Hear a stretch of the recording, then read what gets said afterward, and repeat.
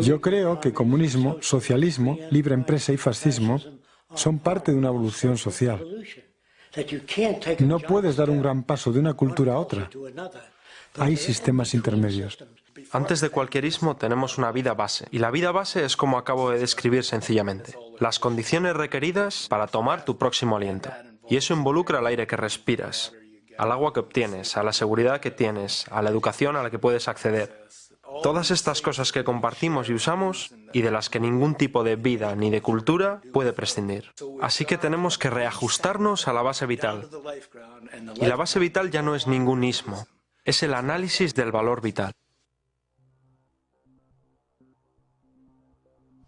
Es simplemente una cuestión de hechos históricos que la cultura intelectual dominante de cualquier sociedad en particular refleje los intereses del grupo dominante en esa sociedad. En una sociedad que tiene esclavos, las creencias sobre los seres humanos, los derechos humanos, etc., reflejarán las necesidades de los esclavistas.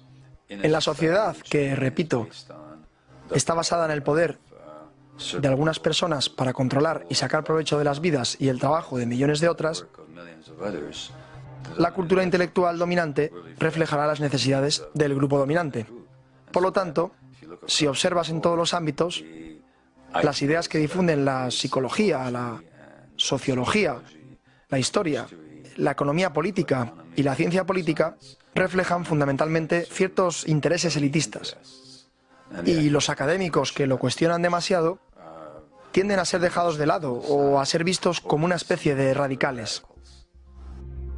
Los valores dominantes de una cultura tienden a sostener y perpetuar lo que es recompensado por esa cultura. Y en una sociedad donde el éxito y el estatus se mide por la riqueza material, no por la contribución a la sociedad, es fácil ver por qué hoy el mundo se encuentra en el estado en el que está.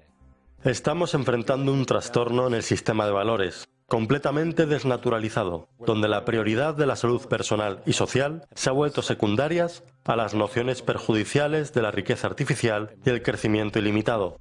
Y como un virus, este trastorno se impregna en todas las facetas del gobierno, los medios de comunicación, el entretenimiento e incluso el ámbito académico. E incorporados en su estructura, hay mecanismos de protección frente a cualquier cosa que pueda interferir.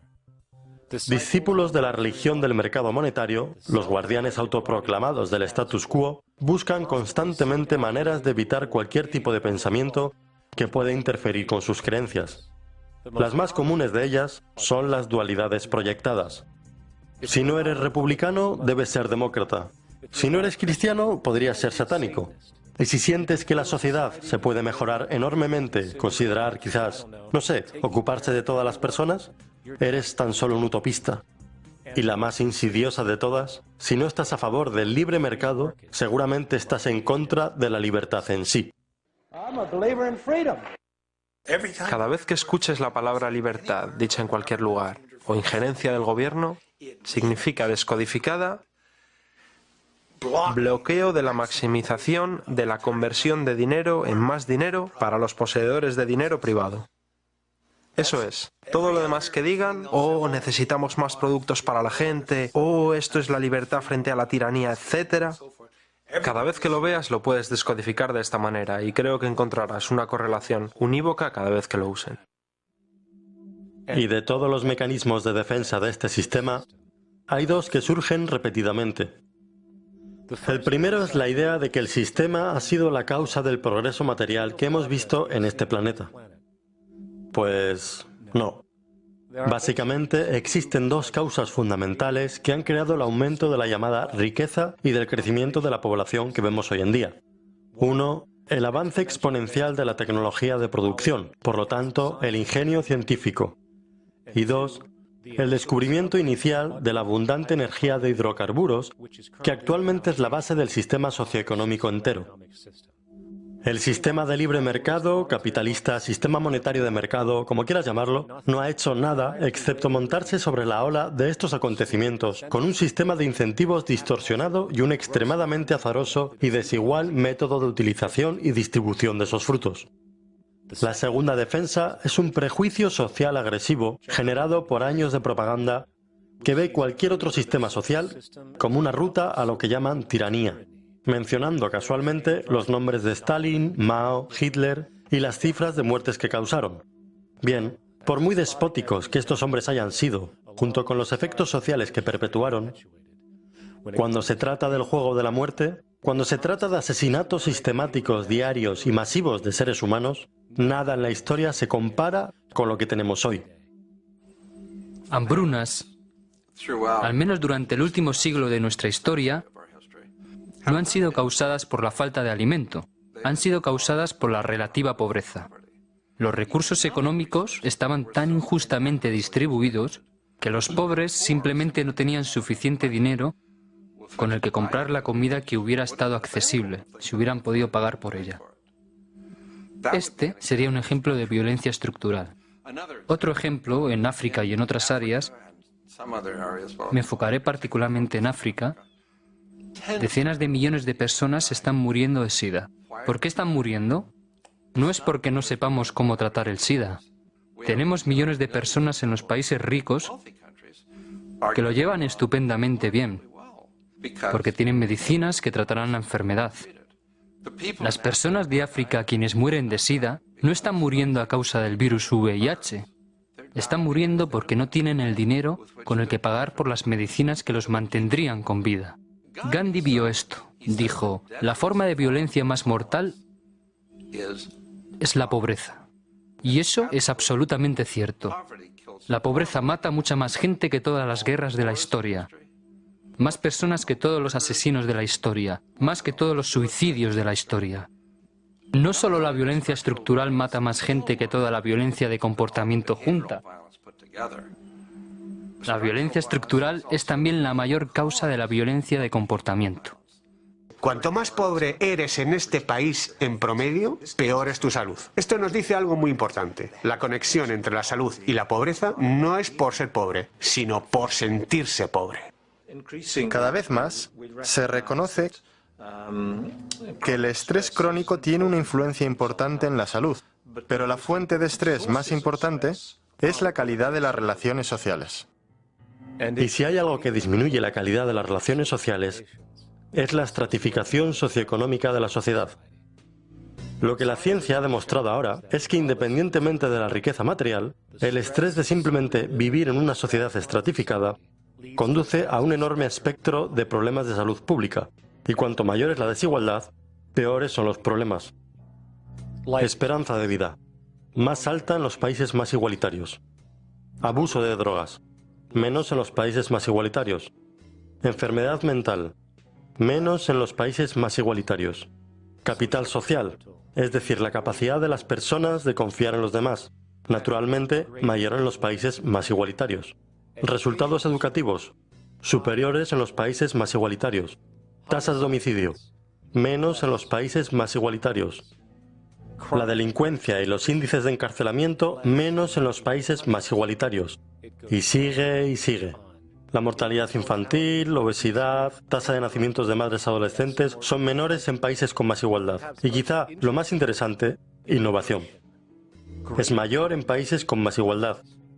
Lo cual desafía la vieja noción que una sociedad competitiva y estratificada es de alguna manera más creativa e inventiva. Además, un estudio realizado en el Reino Unido llamado el Whitehall Study confirmó que hay una distribución social de enfermedad a medida que vas desde la cima de la escalera socioeconómica hacia abajo.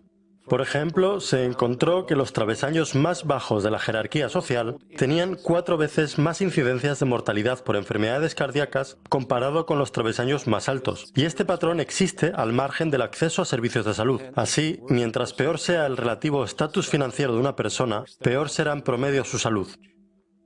Este fenómeno tiene sus raíces en lo que podría calificarse estrés psicosocial, y que reside en la base de las más grandes distorsiones sociales que infestan nuestra sociedad actual. Su causa, el sistema de mercado monetario. No se equivoquen. El mayor destructor de la ecología, la fuente más grande de desperdicio, agotamiento y contaminación, el mayor proveedor de violencia, guerra, crimen, pobreza, maltrato animal e inhumanidad, el generador más grande de neurosis social y personal, desórdenes mentales, depresión y ansiedad, sin mencionar la fuente más grande de parálisis social que nos detiene de movernos hacia nuevas metodologías de salud personal sostenibilidad global y progreso en este planeta. No es algún gobierno o legislación corrupta. No es una corporación deshonesta o cártel bancario. No es un defecto en la naturaleza humana. Y no es un secreto cabal oculto que controla el mundo. Es, de hecho, el sistema socioeconómico en sí, en su propia fundación.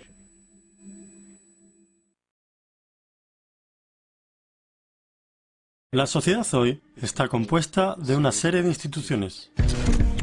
Desde instituciones políticas, instituciones jurídicas, instituciones religiosas, a instituciones de clase social, valores familiares y especialización ocupacional. Es obvia la influencia profunda que tienen estas estructuras tradicionalizadas en moldear nuestras perspectivas y entendimientos. Sin embargo, de todas las instituciones sociales a las que somos expuestos, que nos manejan y nos condicionan, parece que no hay un sistema más dado por sentado e incomprendido que el sistema monetario. Tomando proporciones casi religiosas, la institución monetaria establecida existe como una de las formas de fe más incuestionadas que hay. Cómo el dinero es creado, las políticas que lo gobiernan y cómo afecta verdaderamente a la sociedad son intereses que la gran mayoría de la población no registra.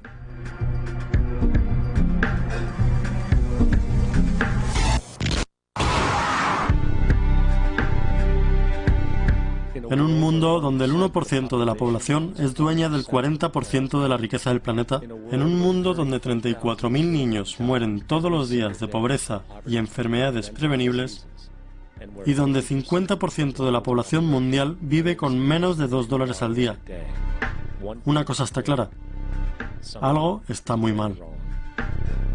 Y aunque seamos o no conscientes de ello, la sangre vital de todas nuestras instituciones establecidas, y por lo tanto de la sociedad toda, es el dinero. Por lo tanto, entender esta institución de política monetaria es crítico para entender por qué nuestras vidas son como son. Desafortunadamente, a la economía se la ve con confusión y aburrimiento. Flujos sin fin de jerga financiera, junto con matemáticas intimidatorias, disuaden rápidamente a la gente de intentar entenderla.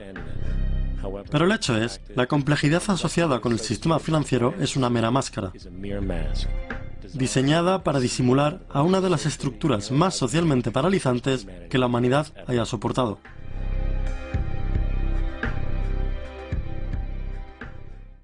Y esto nos trae a la pregunta suprema: ¿por qué?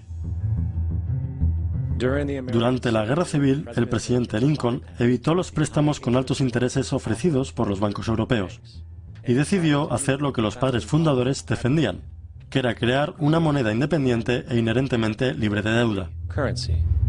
Se llamó el Greenback. A poco de tomada esta medida, un documento interno circuló entre los intereses banqueros privados británicos y americanos, declarando: la esclavitud es ser dueño de la labor y trae consigo el cuidado de los trabajadores, mientras que el plan europeo es que el capital controlará la labor a través de los salarios.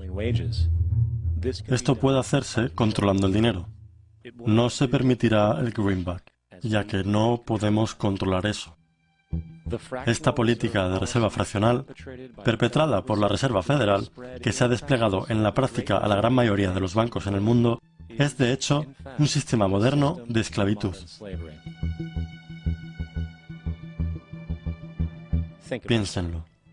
El dinero se crea de la deuda. ¿Qué hace la gente cuando está endeudada? Se presentan a un empleo para pagarla. Pero si el dinero solo se puede crear de los préstamos, ¿cómo puede la sociedad librarse alguna vez de la deuda? No puede. Y ese es el punto. Y es el miedo de perder sus activos, asociada con la lucha por mantenerse, con la deuda e inflación perpetuas inherentes en el sistema, acrecentado por la escasez inescapable dentro del suministro monetario mismo, creado por el interés que nunca se puede pagar, que mantiene el salario esclavo alineado, corriendo en la rueda de hámster con otros millones, en efecto, dándole poder a un imperio que verdaderamente beneficia solo a la élite en la punta de la pirámide. Pues, al final del día, ¿para quién estás trabajando realmente? Los bancos. El dinero se crea en los bancos e invariablemente termina en un banco. Ellos son los maestros verdaderos, junto con las corporaciones y gobiernos a los que apoyan. La esclavitud física requiere que la gente sea alimentada y alojada. La esclavitud económica requiere que la gente se alimente y se aloje a sí misma. Es uno de los engaños más ingeniosos de manipulación que jamás se haya creado, y en su núcleo es una guerra invisible contra la población. Deuda es el arma usada para conquistar y esclavizar sociedades, y el interés es su munición principal. Y mientras la mayoría camina por ahí ignorante de esta realidad, los bancos, en conspiración con el gobierno y las corporaciones, continúan perfeccionando y expandiendo sus tácticas de guerra económica, generando nuevas bases como el Banco Mundial y el Fondo Monetario Internacional. Claro está, enfrentamos fuertes barreras en la forma de estructuras de poder bien establecidas que rehúsan al cambio. Y en el corazón de estas estructuras está el sistema monetario. Como se explicó anteriormente, la política de reserva fraccionaria es una forma de esclavitud a través de la deuda, en donde es literalmente imposible que la sociedad se libere. A cambio, el capitalismo de libre mercado, en la forma de libre comercio, utiliza la deuda para encerrar al mundo y manipular países, volviéndolos sirvientes de un puñado de grandes poderes políticos y económicos. Además de estas obvias inmoralidades, el sistema en sí mismo se basa en la competencia, lo cual inmediatamente destruye la posibilidad de colaboración a gran escala para el bien común, y consecuentemente paralizando cualquier intento de verdadera sostenibilidad global. Estas estructuras financieras y corporativas ya son obsoletas y deben ser reemplazadas. Por supuesto, no podemos ser tan ingenuos como para pensar que la élite financiera va a compartir esta idea, pues perderían su poder y su control. Así que debemos tomar acciones pacíficas y altamente estratégicas. El curso de acción más poderoso es simple. Debemos cambiar nuestro comportamiento para moldear a las estructuras de poder a la voluntad del pueblo. Primero, que la palabra corrupción es una invención monetaria, esa conducta aberrante, conducta que es destructiva para el bienestar de la gente.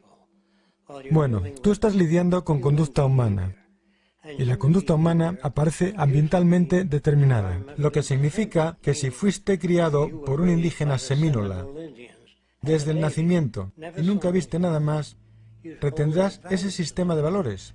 Y lo mismo va para las naciones, individuos, familias que tratan de adoctrinar a sus hijos en su particular fe en su país y los hacen sentir como si fueran parte de ello.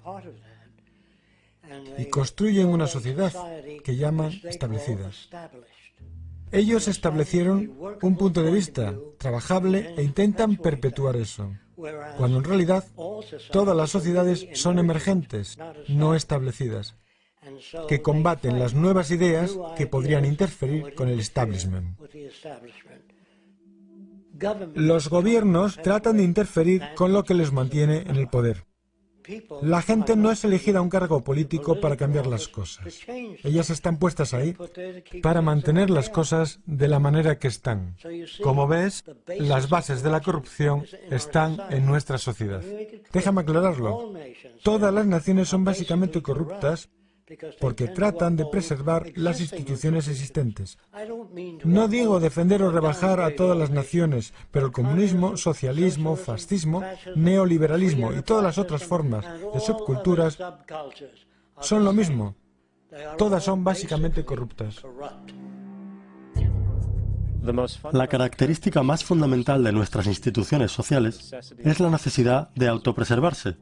Ya sea lidiando con una corporación, religión o gobierno, el principal interés es preservar la institución misma. Por ejemplo, la última cosa que una compañía petrolera quiere es la utilización de energía fuera de su control, pues hace a esa compañía menos relevante para la sociedad. De la misma forma, la Guerra Fría y el colapso de la Unión Soviética fue en realidad una forma de preservar y perpetuar la economía y la hegemonía global establecida de los Estados Unidos. Similarmente, las religiones condicionan a la gente a sentirse culpables por inclinaciones naturales, todas clamando ofrecer el único camino al perdón y a la salvación. En el corazón de esta autopreservación institucional yace el sistema monetario. pues es el dinero el que provee los medios de poder y supervivencia. De ahí, tanto como una persona pobre puede estar forzada a robar para sobrevivir, es una inclinación natural el hacer lo que sea necesario para continuar con la rentabilidad de una institución. Esto hace inherentemente difícil el cambiar para las instituciones basadas en renta, pues pone en riesgo no solo la supervivencia de un gran grupo de personas, sino también el codiciado estilo de vida materialista asociado con la afluencia y el poder. Por consiguiente, la necesidad paralizante de preservar una institución, sin importar su relevancia social, está grandemente arraigada en la necesidad de dinero o ganancia. ¿Qué hay en ello para mí? Es lo que piensa la gente. Y si un hombre hace dinero vendiendo cierto producto, ahí es donde va a pelear la existencia de otro producto que pueda amenazar su institución. En consecuencia, la gente no puede ser justa y la gente no confía en nadie. Un hombre se acercará y te dirá, tengo la casa que justo estás buscando. Él es un vendedor. Cuando un doctor dice, yo creo que hay que extirpar el riñón, yo no sé si está tratando de pagar un yate o que hay que extirpar el riñón. Es difícil confiar en la gente en un sistema monetario. Si entras a mi tienda y yo dijera, esta lámpara que tengo es muy buena, pero la de al lado es mucho mejor, no estaría en negocios mucho tiempo, no funcionaría. Si yo fuera ético, no funcionaría. Entonces, cuando decimos que a la industria le importa a la gente, eso no es verdad. Ellos no pueden costear el ser éticos. Así que tu sistema no está diseñado para servir el bienestar de la gente. Si todavía no entiendes que no habría falta de puestos de trabajo si realmente les importara a la gente. A la industria no le importa. Ellos solo contratan personas porque no ha sido automatizado todavía. Así que no hablemos de decencia y ética. No podemos costearlo y continuar el negocio. Es importante señalar que sin importar si el sistema social es fascista, socialista, capitalista o comunista, el mecanismo que yace debajo es todavía el dinero, trabajo y competencia. La China comunista no es menos capitalista que los Estados Unidos. La única diferencia es el grado en el cual el Estado interviene en las empresas. La realidad es que el monetaritismo, por decirlo así, es el mecanismo verdadero que guía los intereses de todos los países en el planeta. La variación más agresiva y en consecuencia dominante de este monetaritismo es el sistema de libre empresa. La perspectiva fundamental, como publicaron los primeros economistas de libre mercado, como Adam Smith, es que el interés personal y la competición lleva a la prosperidad social, ya que el acto de competir crea incentivo, el que motiva a la gente a perseverar. No obstante, de lo que no se habla es cómo una economía basada en la competencia invariablemente lleva a la corrupción estratégica y la consolidación del poder y la riqueza, estratificación social, parálisis tecnológica, abuso laboral y, por último, a una forma encubierta de dictadura gubernamental de la élite rica. La palabra corrupción a menudo es definida como perversión moral. Si una compañía vuelca desperdicios tóxicos en el océano para ahorrar dinero, la mayoría de la gente reconoce esto como comportamiento corrupto. De forma más sutil, cuando Walmart se muda a un pueblo pequeño y fuerza a los negocios pequeños a cerrar puesto que no pueden competir, un área gris emerge. Pues, ¿qué es lo que Walmart está haciendo exactamente mal? ¿Por qué deberían importarles a las organizaciones de madres y padres que destruyen?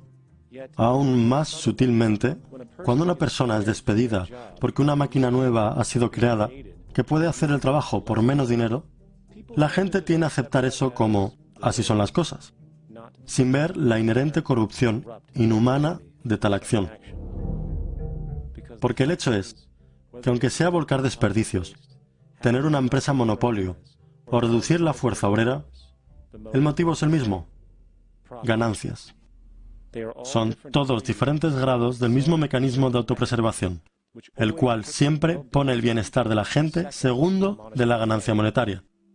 De ahí que la corrupción no es algún subproducto del monetaritismo, es la mismísima base. Y mientras muchas personas están enterados de esta tendencia en alguna medida, la mayoría permanece ingenua a las amplias ramificaciones de tener tal mecanismo egoísta como mentalidad guía en la sociedad. Internal documents show that after this company positively, absolutely knew that they had a medication that was infected with the AIDS virus, they took the product off the market in the U.S. and then they dumped it in France, Europe, Asia, and Latin America. The U.S. government allowed it to happen. The FDA allowed this to happen. And now the government is completely looking the other way. Thousands of innocent hemophiliacs have died from the AIDS virus. This company knew absolutely that it was infected with AIDS. They dumped it because they wanted to turn this disaster into a profit. Entonces, ves, tienes corrupción autoconstruida. Todos estamos estafándonos unos a otros y no puedes esperar decencia en algo como esto. El futuro tendrá grandes dificultades. Y la pregunta que elevan los políticos es, ¿cuánto dinero costará el proyecto? La pregunta no es cuánto costará. ¿Tenemos los recursos? Y tenemos los recursos hoy para albergar a todo el mundo, construir hospitales para todo el mundo, construir escuelas para todo el mundo, los mejores equipamientos en laboratorio para enseñar y hacer investigaciones médicas. Como podéis ver, tenemos todo eso, pero estamos en un sistema monetario, y en un sistema monetario hay lucro. ¿Y cuál es el mecanismo fundamental que conduce el sistema de lucro, aparte del interés propio? ¿Qué es exactamente lo que mantiene ese eje competitivo en el núcleo? ¿Es alta eficiencia y sustentabilidad? No. Eso no es parte de su diseño. Nada producido en nuestra sociedad basada en lucro es ni remotamente eficiente o sustentable. Si lo fuese, no habría una industria multimillonaria de servicio técnico para reparar automóviles. Ni sería el promedio de vida útil de los aparatos electrónicos 3 meses antes de que sean obsoletos. ¿Es la abundancia? Absolutamente no. La abundancia basada en las leyes de oferta y demanda es en realidad una cosa negativa. Si una compañía de diamantes encuentra 10 veces la cantidad normal de diamantes durante la minería, significa que la oferta de diamantes se incrementó, lo que significa que el costo y ganancia por diamante cae. El hecho es que eficiencia, sustentabilidad y abundancia son enemigos del lucro.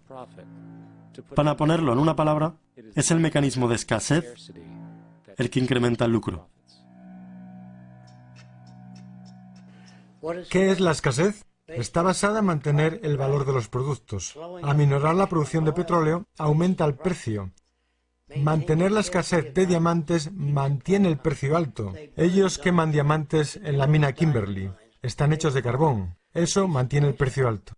Entonces, ¿qué significa para la sociedad cuando la escasez, ya sea producida naturalmente o a través de manipulación, es una condición benéfica para la industria?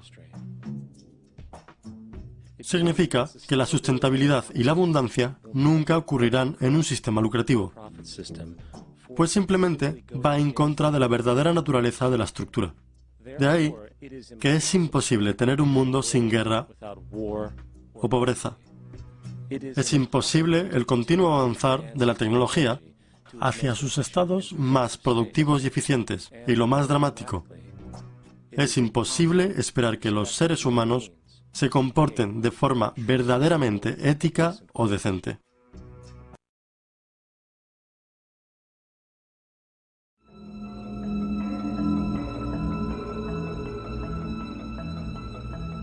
Nosotros, los asesinos económicos, hemos sido realmente los responsables de crear este primer imperio global y trabajamos de muchas maneras diferentes. Pero quizás la más común es que identificamos a un país que tiene recursos que nuestras corporaciones codician, como petróleo.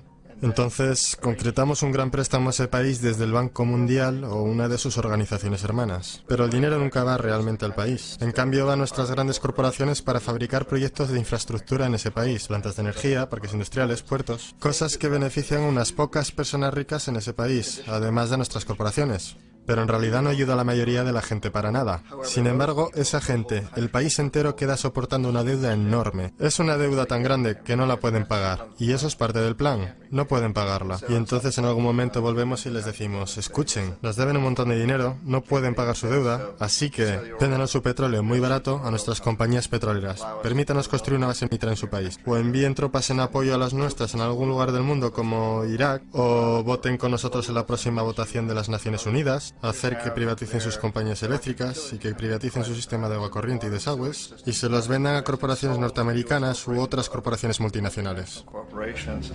Y hay una nube total, y es tan típico la manera en que trabajan el Banco Mundial y el FMI. Ellos endeudan a un país, y es una deuda tan grande que no pueden pagar. Y entonces les ofrecemos refinanciar esa deuda y pagar aún más interés. Y tú demandas este quid pro quo, lo que llamas una condicionalidad o buen gobierno, lo que básicamente significa que ellos tienen que vender sus recursos, incluyendo sus servicios sociales, sus compañías públicas, a veces sus sistemas educativos, sus sistemas penales, sus aseguradoras, a corporaciones extranjeras. Y es un doble, triple, cuádruple aniquilamiento. Es interesante para mí cómo este sistema ha continuado de la misma forma por años, años y años, salvo que el asesino económico se ha vuelto mejor, mejor y mejor. Entonces nos las vimos muy recientemente con lo que pasó en Venezuela. En 1998, Hugo Chávez queda electo presidente, siguiendo una línea larga de presidentes que había sido muy corruptos y destruyeron básicamente la economía del país. Y fue elegido Chávez entre todo esto. Chávez se paró frente a los Estados Unidos y lo hizo demandando primariamente que el petróleo venezolano fuera usado para ayudar a los venezolanos. Bueno, no nos gustó eso en los Estados Unidos, así que en 2002 se montó un golpe de Estado, el cual no hay dudas en mi mente, en la mayoría de las mentes de los demás, que la CIA estaba detrás de ese golpe.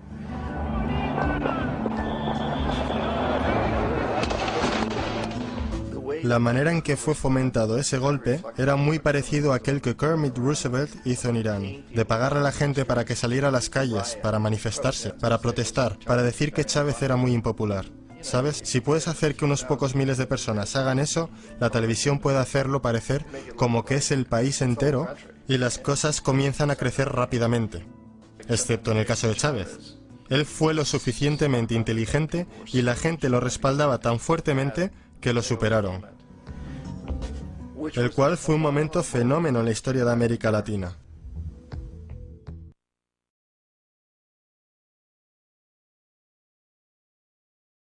El petróleo es la base de y está presente por toda la estructura de la civilización humana.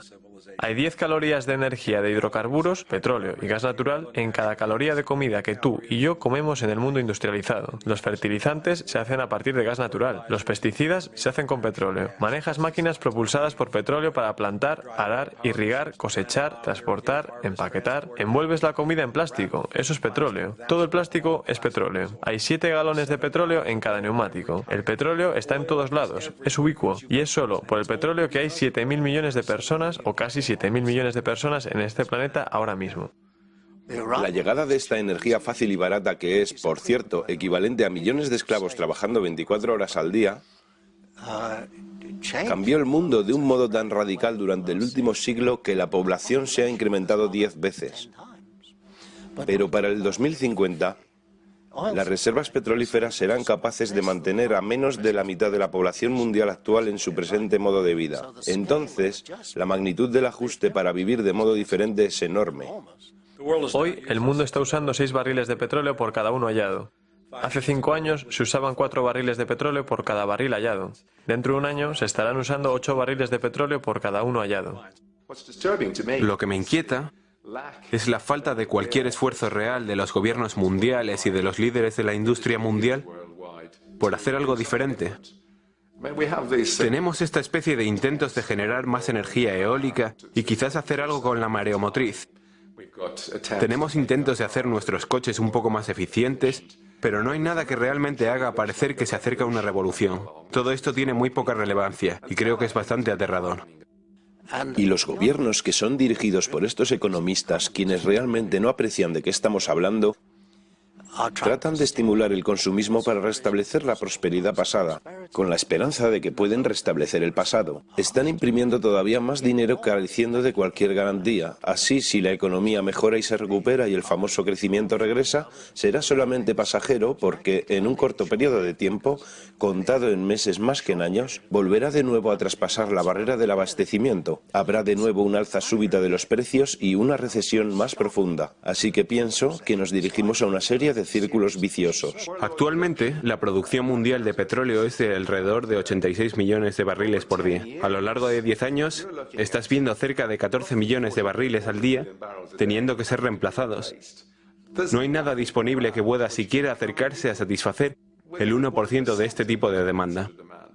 Si no hacemos algo rápidamente, habrá una gran deficiencia energética.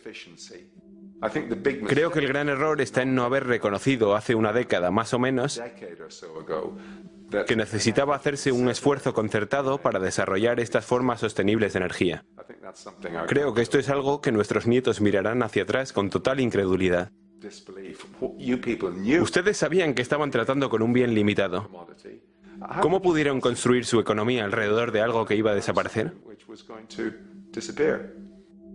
Por primera vez en la historia de la humanidad, la especie se enfrenta al agotamiento de un recurso básico central a nuestro actual sistema de sobrevivencia. Y el remate de todo el asunto es que, aun con el petróleo haciéndose más escaso, el sistema económico aún impulsará ciegamente su modelo canceroso de crecimiento para que la gente pueda salir y comprar más vehículos impulsados con petróleo para generar PIB y trabajos, aumentando el declive. ¿Hay soluciones para reemplazar el edificio de la economía de hidrocarburos? Por supuesto. Pero el camino que se necesita para lograr estos cambios no se manifestará a través de los protocolos del sistema de mercado requeridos, pues las nuevas soluciones solo pueden ser implementadas a través del mecanismo de ganancias. La gente no está invirtiendo en energías renovables porque no vale la pena económicamente tanto en el corto como largo plazo. Y el compromiso necesario para que esto ocurra solo puede pasar con graves pérdidas económicas. Por lo tanto, no hay incentivo monetario y dentro de este sistema, si no hay incentivo monetario, las cosas no suceden. Y encima de todo, el cenit del petróleo es solo una de las muchas consecuencias que surgen de este cuasi desastre ferroviario socioambiental, cuya velocidad va en aumento hoy. Otros incluyen la disminución de agua dulce, el sustento mismo para nuestra existencia, que muestra que actualmente hay escasez para 2,8 mil millones de personas y que esta va en camino de alcanzar los 4.000 millones para el 2030. Producción de alimentos. La destrucción de tierras cultivables, de donde viene el 99,7% de todos los alimentos destinados para el consumo humano hoy en día, está ocurriendo hasta 40 veces más rápido de lo que se reabastece. Y en los últimos 40 años, el 30% de la tierra cultivable se ha convertido en tierra improductiva. Sin mencionar el hecho de que los hidrocarburos son la columna vertebral de la agricultura de hoy, y como estos disminuyen, también lo hará el suministro de alimentos. En cuanto a los recursos en general, con nuestros modelos actuales de consumo, para el año 2030 necesitaremos 2 planetas para continuar a este ritmo, sin hacer mención de la continua destrucción de la biodiversidad vital, causando espasmos de extinción y la desestabilización del medio ambiente en todo el mundo. Y con todas estas disminuciones nos encontramos con el crecimiento casi exponencial de la población, que para el año 2030 podría haber más de 8.000 millones de personas en este planeta. Solo la producción de energía tendría que aumentar un 44% en 2030 para satisfacer dicha demanda. Y de nuevo, ya que el dinero es el único promotor de la acción, vamos a esperar que algún país de este planeta vaya a ser capaz de costear los enormes cambios necesarios para revolucionar la agricultura, el tratamiento de aguas, la producción de energía, etc. Cuando la deuda global es un esquema de pirámide que lentamente está deteniendo el mundo entero, sin mencionar el hecho de que el desempleo que ves hoy en día se va a convertir en normal por la naturaleza del desempleo tecnológico. Los trabajos no van a volver. Y finalmente, una amplia perspectiva social. Desde 1970 hasta 2010, la pobreza en este planeta se duplicó a raíz de este sistema. Y dado nuestro estado actual, ¿crees honestamente que verás algo menos que más duplicación, más sufrimiento y más hambruna? No va a haber ninguna recuperación. Esta no es una larga depresión de la que algún día vamos a salir. Yo pienso que la próxima fase que vamos a ver después de la siguiente ronda de colapsos económicos es inquietud civil en masa, cuando los cheques de desempleo dejen de ser pagados porque los estados no tienen más dinero. Y cuando las cosas se tornen tan mal que la gente pierda confianza en sus líderes electos, demandarán un cambio si no nos matamos unos a otros en el proceso o destruimos el medio ambiente. Tengo miedo de que lleguemos al punto de no retorno. Y eso me preocupa sin cesar. Hacemos todo lo que podemos para evitar esa condición. Está claro que estamos al borde de una gran transición de la vida humana. Eso a lo que nos enfrentamos ahora es un cambio fundamental en la vida que hemos conocido durante el siglo pasado. Tiene que haber una relación entre la economía y los recursos de este planeta. Los recursos son, por supuesto, la vida animal y vegetal, la salud de los océanos y todo lo demás. Este es un paradigma monetario que no parará hasta que no haya matado al último ser humano.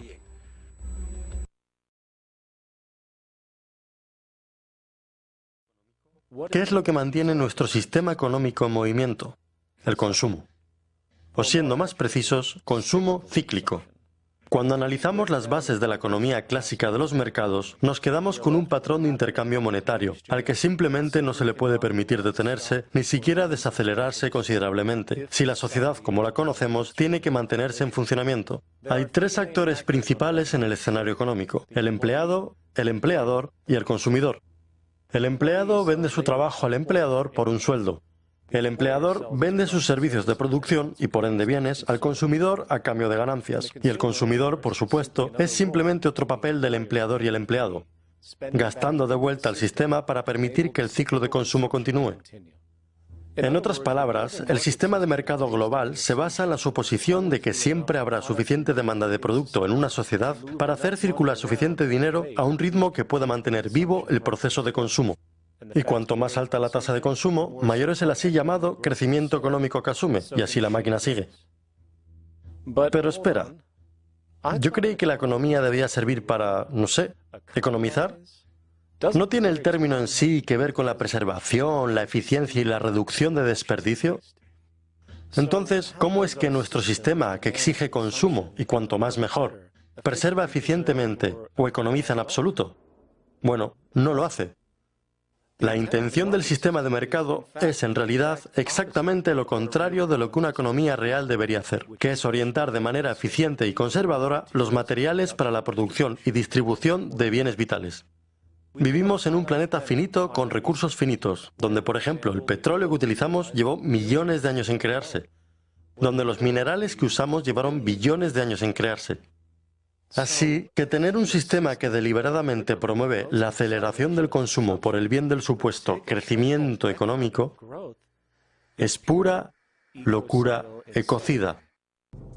Y junto con este asunto del incentivo, viene la suposición común que si no hay ninguna presión externa para que uno trabaje para vivir, la gente simplemente se quedaría sentada, haciendo nada, convirtiéndose en una bola de grasa perezosa. Esto es un disparate. El sistema laboral que tenemos hoy en día es en realidad el generador de pereza, no una solución a ella. Si haces memoria de cuando eras niño, lleno de vida, interesado en comprender cosas nuevas, probablemente creando y explorando, pero a medida que el tiempo pasó, el sistema te empujó hacia el objetivo de averiguar cómo generar dinero. Y desde una educación temprana hasta unos estudios universitarios, estás limitado. Solo para emerger como una criatura que sirve como una pieza más en el engranaje de un modelo que envía todos sus frutos al 1% que está en la cima. Ahora los estudios científicos han demostrado que efectivamente la gente no está motivada por recompensas monetarias cuando se refiere al ingenio y la creación. La creación en sí es la recompensa. El dinero, de hecho, parece servir solo como un incentivo para acciones banales y repetitivas, un papel que acabamos de mostrar puede ser reemplazado por una máquina. Cuando a innovación se refiere, el uso real de la mente humana, el incentivo monetario ha demostrado ser un obstáculo, interfiriendo y apartándose del pensamiento creativo. Y esto puede llegar a explicar por qué Nikola Tesla, los hermanos Wright y otros inventores que han contribuido masivamente a nuestro mundo actual nunca demostraron algún interés monetario para realizar sus inventos. El dinero es, de hecho, un incentivo falso y causa 100 veces más distorsión que contribución.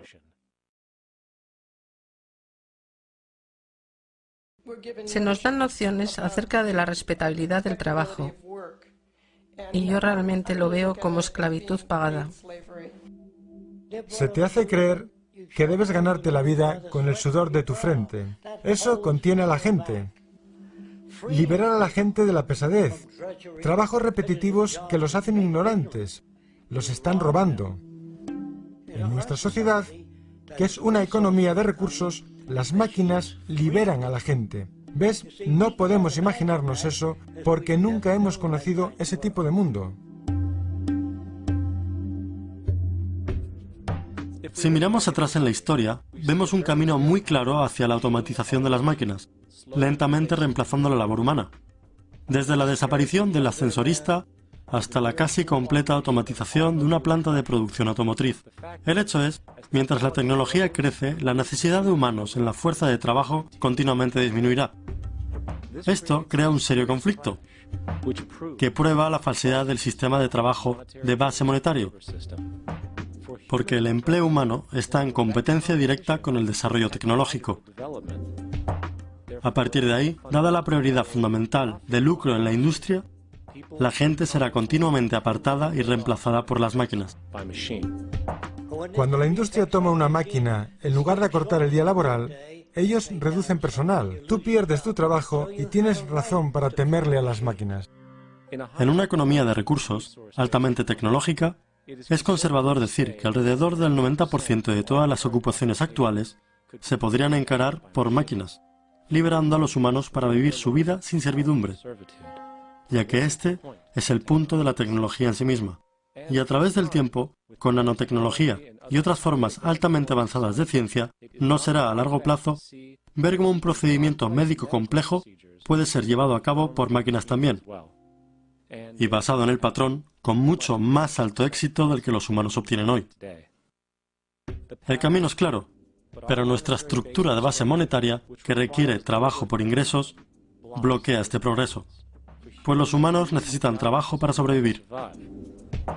El balance final es que este sistema debe irse, o nunca seremos libres y la tecnología será constantemente paralizada. Tenemos máquinas que limpian desagües y liberan a los humanos de hacerlo.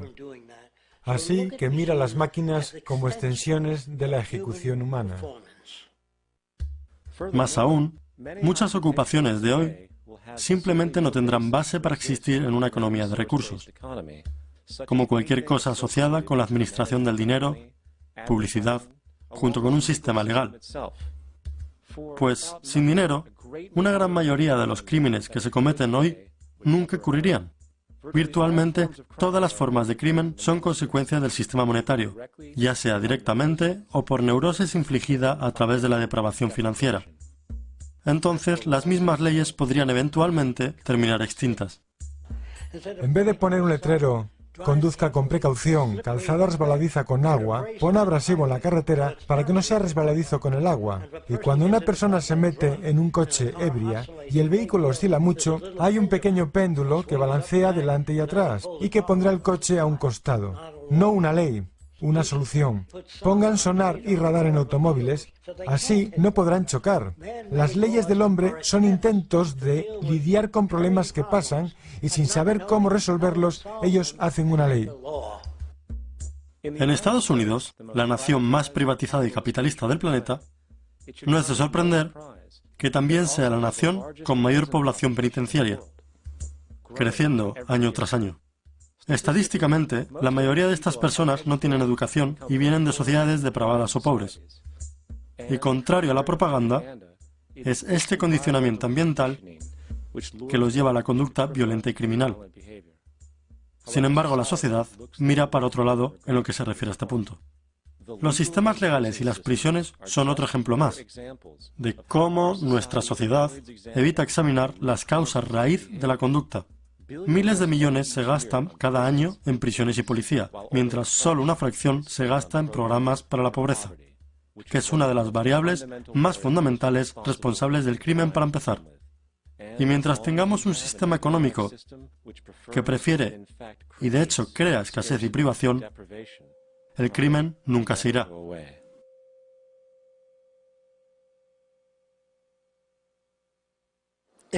Si la gente pudiera satisfacer sus necesidades básicas, sin sometimiento, deudas, trueques, se comportarían de forma muy diferente.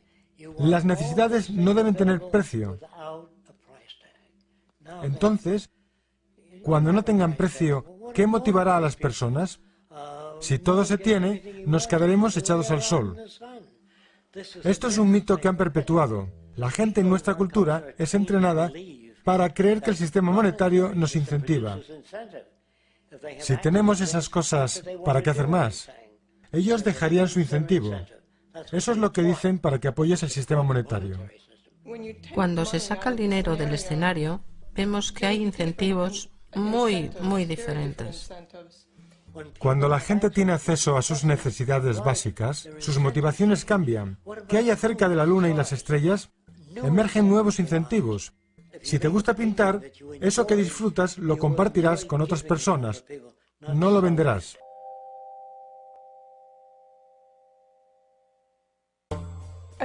Pienso que la mayoría de la educación de hoy en día es esencialmente para producir trabajadores. Es muy especializada. No hay generalidad. La gente no sabe demasiado sobre diferentes temas. Yo no creo que consiguieran gente para la guerra si supiera mucho sobre muchas cosas. Pienso que la educación es memorizar. Nos enseña a resolver problemas. No se dan las herramientas emocionales o contextuales de cómo tener un pensamiento crítico. En una economía de recursos, la educación sería muy diferente. El principal interés de nuestra sociedad es el desarrollo mental y la motivación de cada individuo a su mayor potencial. Porque nuestra filosofía es, cuanto más inteligente sea la gente, más rico será el mundo, porque todos nos convertimos en contribuyentes. Mientras más brillantes sean nuestros hijos, mejores vidas tendremos, porque estarán contribuyendo más constructivamente al ambiente y a nuestra vida, porque todo lo que nosotros dejemos como legado en esta economía de recursos sería aplicado a la sociedad. No habría nada para retenerlo.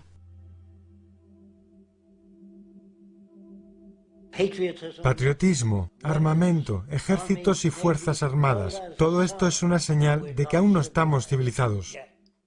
Los niños preguntarán a sus padres, ¿y no se daban cuenta de la necesidad de máquinas? Papá, ¿no veías que la guerra era inevitable cuando producían escasez? ¿Acaso no es obvio? Por supuesto, el chico entenderá que tú eras un tonto, criado solo para servir a las instituciones establecidas. Estamos en una sociedad tan enferma y abominable que no haremos historia en los libros. Estos solo dirán que las grandes naciones tomaron tierra de las pequeñas, usando la fuerza y la violencia. La historia hablará de comportamiento corrupto todo el tiempo hasta el comienzo del mundo civilizado. Eso será cuando todas las naciones trabajen juntas. Unificación mundial, trabajando por el bien común de toda la humanidad y sin que nadie sea sirviente de nadie más. Sin los estratos sociales, ya sea elitismo técnico o cualquier otra clase de elitismo erradicado de la faz de la Tierra.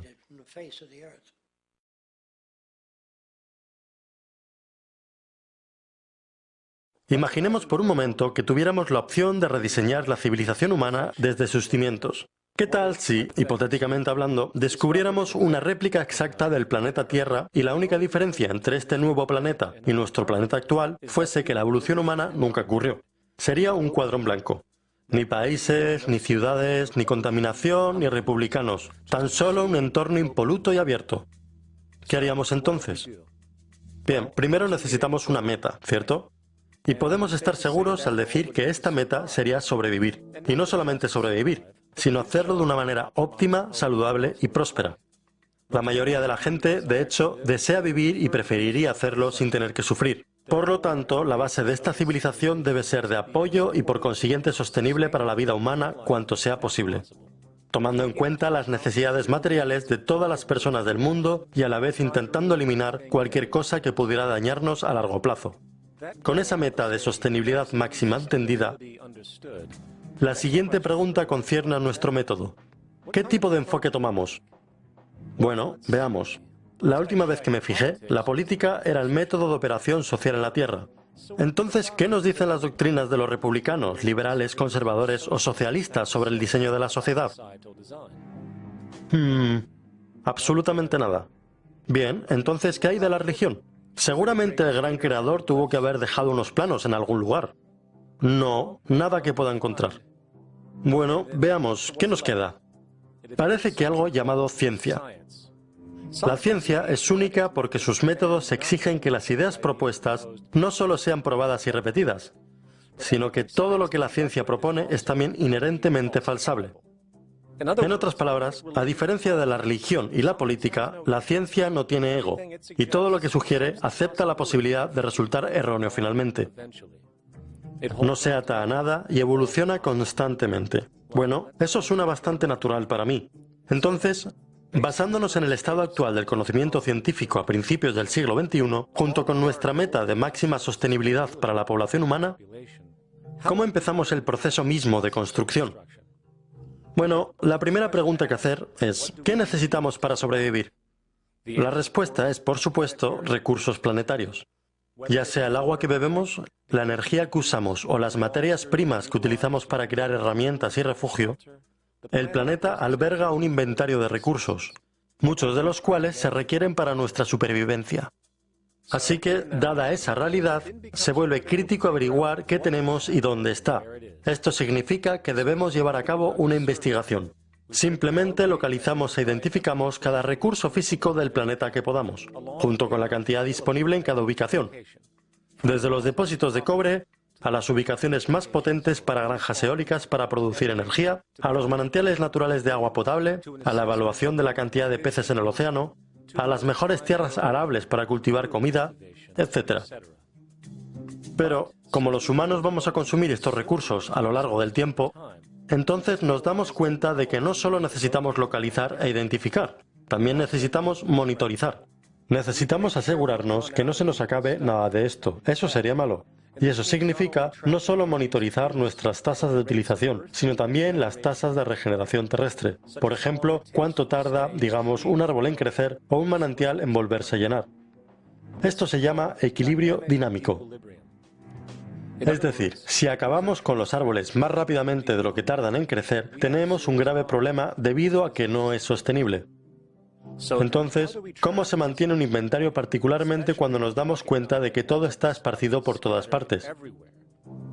Tenemos grandes minas de minerales en lo que llamamos África, concentraciones energéticas en el Medio Oriente, inmenso potencial de energía maremotriz en la costa atlántica de Norteamérica, el suministro de agua fresca más vasto en Brasil, etc.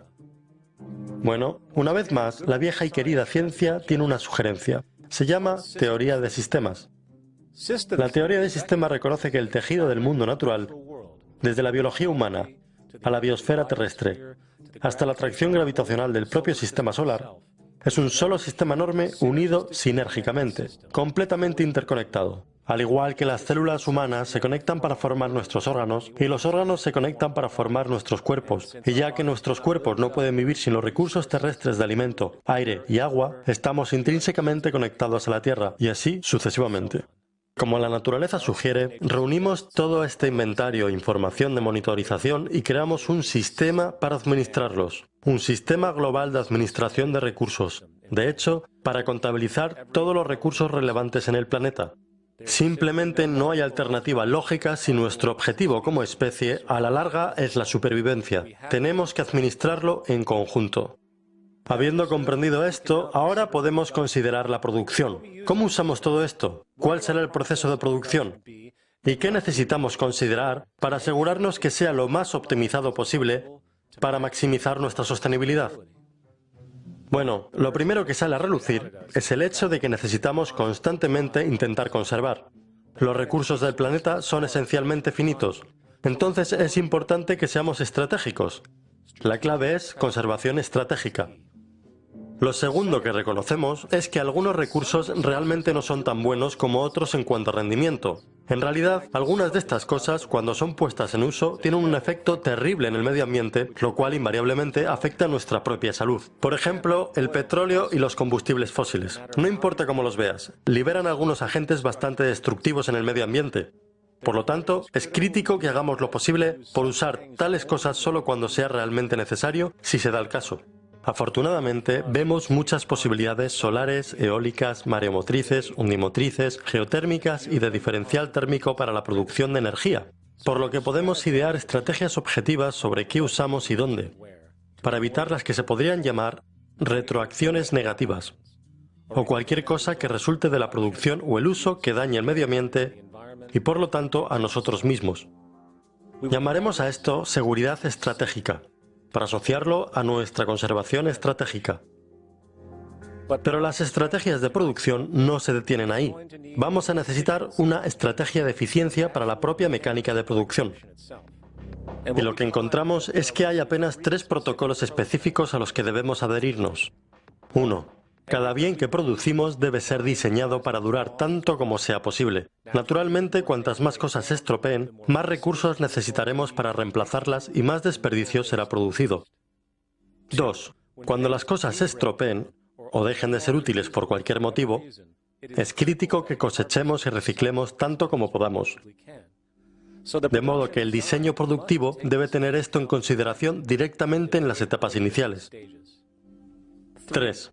Las tecnologías de evolución rápida, como la electrónica, que son sometidas a las más altas tasas de obsolescencia tecnológica, necesitarían ser diseñadas para prever y acomodar actualizaciones físicas. Lo último que queremos hacer es desechar un sistema informático completo solo porque se ha dañado una sola parte o es obsoleto. Así que simplemente diseñamos los componentes para ser fácilmente actualizados pieza a pieza, estandarizados y universalmente intercambiables, presagiado por la actual tendencia de cambio tecnológico. Y cuando nos damos cuenta de que los mecanismos de la preservación estratégica, la seguridad estratégica y la eficiencia estratégica son puramente consideraciones técnicas desprovistas de cualquier opinión humana o parcialidad, simplemente programamos estas estrategias en un ordenador, el cual puede sopesar y calcular todas las variables relevantes, permitiéndonos llegar siempre al método más favorable para la producción sostenible basado en los conocimientos actuales. Y aunque podría sonar complejo, en realidad es una calculadora glorificada, sin mencionar que dicha toma multivariada de decisiones y dichos sistemas de monitorización ya están siendo utilizados alrededor del mundo para propósitos aislados. Simplemente hay que expandirlo. Ahora bien, no solo tenemos nuestro sistema de administración de recursos, sino que también un sistema de administración de producción, los cuales son fácilmente automatizados por el ordenador para maximizar la eficiencia, la preservación y la seguridad. La realidad informativa es que la mente humana o incluso de un grupo de humanos no puede seguir lo que necesita seguimiento. Debe ser realizado por ordenadores y eso es posible. Y esto nos lleva al siguiente nivel, la distribución. ¿Qué estrategias de sostenibilidad tienen sentido? Bueno, ya que sabemos que la distancia más corta entre 2 puntos es una línea recta y que se requiere energía para propulsar máquinas de transporte, cuanto más corta la distancia de transporte, mayor será la eficiencia. Producir bienes en un continente y enviarlos a otro solo tiene sentido si los bienes en cuestión simplemente no pueden ser producidos en el área deseada. De otra forma, no es más que derrochador. Debemos producir localmente para que la distribución sea simple, rápida y que requiera la menor cantidad de energía posible. Llamaremos a esto la estrategia de proximidad, lo que significa simplemente reducimos al máximo el transporte de bienes, sean materias primas o productos de consumo acabados.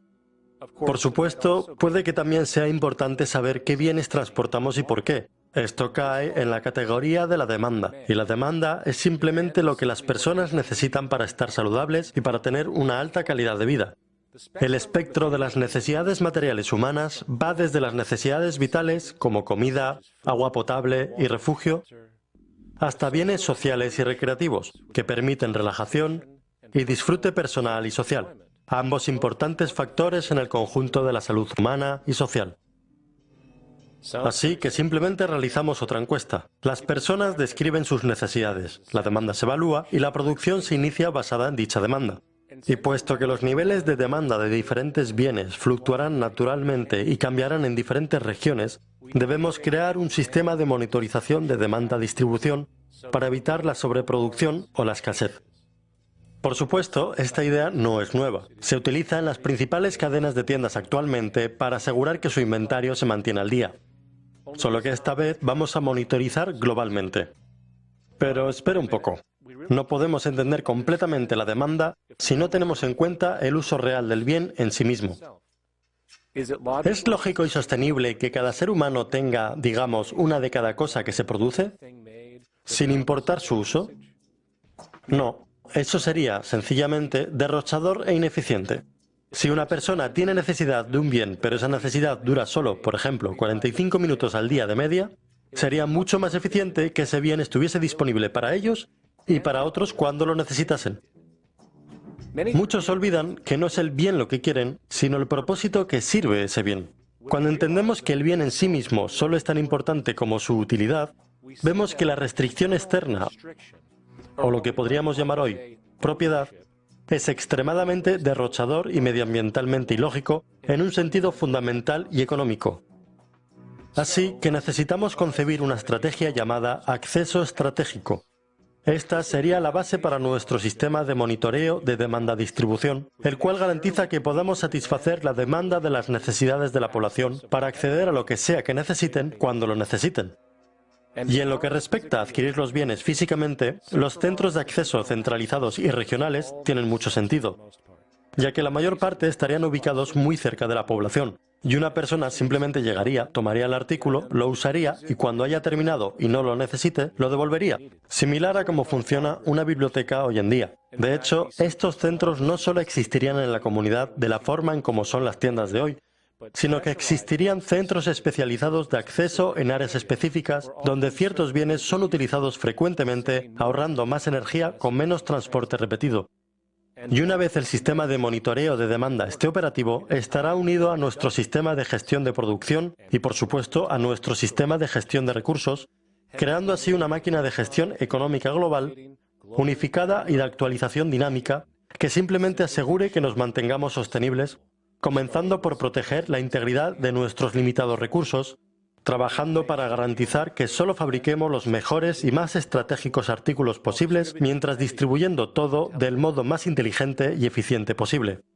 Y el resultado único de este método basado en la preservación, el cual es intuitivamente opuesto a muchos, es que este proceso de preservación y eficiencia lógico, ascendente y empírico, que solo puede determinar la verdadera sostenibilidad humana en el planeta, permitiría seguramente algo que nunca se ha visto en la historia humana: acceso a la abundancia, no solo para un porcentaje de la población mundial, sino para toda la civilización. Este modelo económico, tal y como recién generalizado, este enfoque sistémico responsable hacia un manejo total de los recursos de la tierra y procesos, diseñado nuevamente nada menos que para cuidar de la humanidad en su totalidad, de la manera más eficiente y sostenible, podría denominarse una economía basada en recursos. La idea fue definida en los 70 por el ingeniero social Jacques Fresco. Él entendió en ese entonces que la sociedad iba en un curso de colisión entre la naturaleza y sí misma, insostenible a todo nivel, y si las cosas no cambiaban, nos destruiríamos de una forma u otra.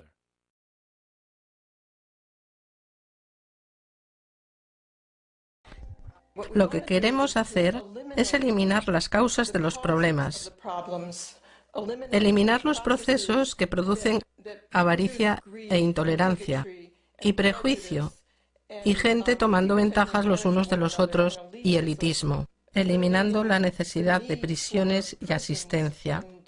Hemos tenido siempre estos problemas porque siempre hemos vivido en escasez y trueques y sistemas monetarios que producen escasez.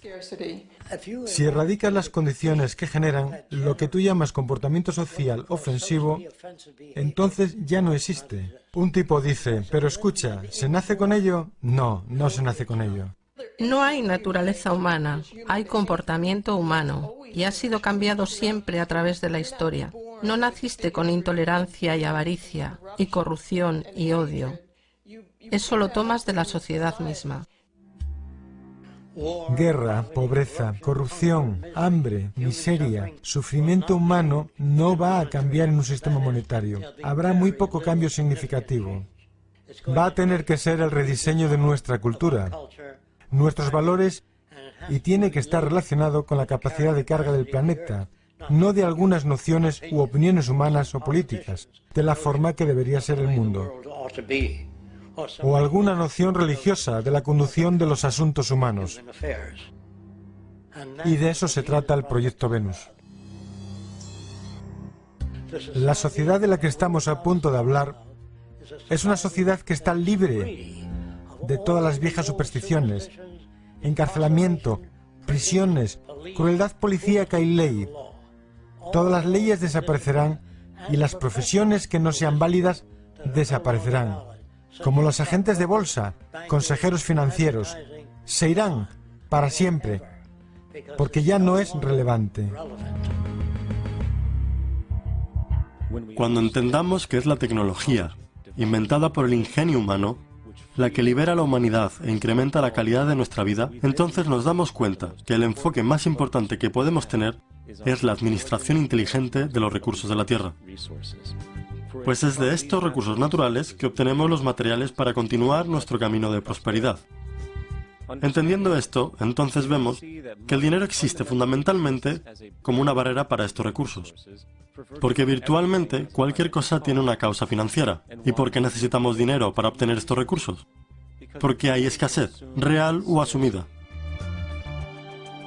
Normalmente no pagamos por el aire o agua del grifo, porque hay en tal abundancia que venderla no tendría sentido. Y entonces, hablando lógicamente, si hay recursos y tecnología aplicables a crear cualquier cosa en nuestras sociedades, como casas, ciudades y transporte, estuviesen presentes en suficiente abundancia, no habría razón para vender nada. De la misma forma, si la automatización y maquinaria fuera tan tecnológicamente avanzada como para aliviar a los seres humanos del trabajo, no habría razón para tener un trabajo.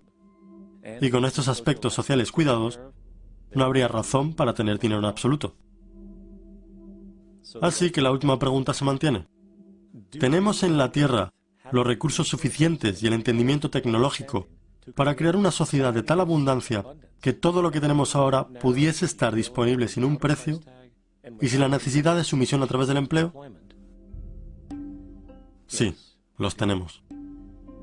Tenemos los recursos y tecnología para permitir esto a un mínimo junto con la habilidad de elevar los estándares de vida tan alto que la gente del futuro mirará hacia atrás a nuestra civilización presente y ¡puf!, embobarse de cuán primitiva e inmadura era nuestra sociedad.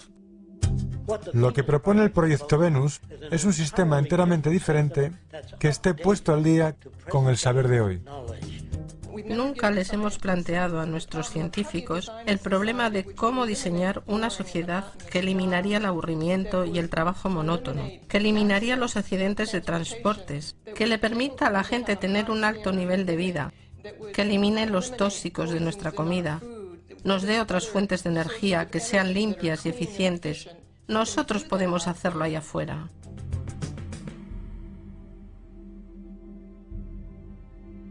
La diferencia más grande entre una economía de recursos y un sistema monetario es que una economía de recursos realmente se preocupa por la gente y su bienestar, en donde el sistema monetario se ha distorsionado tanto que los problemas de la gente son secundarios, si es que todavía están ahí. Los productos que son mejorados los son para sacar más dinero de ellos. Si hay un problema en la sociedad y no puedes ganar dinero solucionando ese problema, entonces no se hará. La economía de recursos no se acerca a nada que se haya intentado, y con nuestra tecnología hoy podemos crear abundancia. Se usaría para mejorar el estilo de vida de todos, abundancia alrededor del mundo si usamos sabiamente nuestra tecnología y mantenemos el medio ambiente.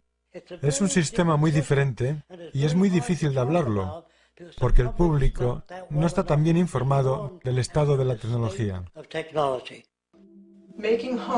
Construir casas usando martillos, clavos y madera con el nivel de nuestra tecnología hoy es realmente absurdo y correrá la misma suerte que la clase trabajadora con respecto a la fabricación en los Estados Unidos.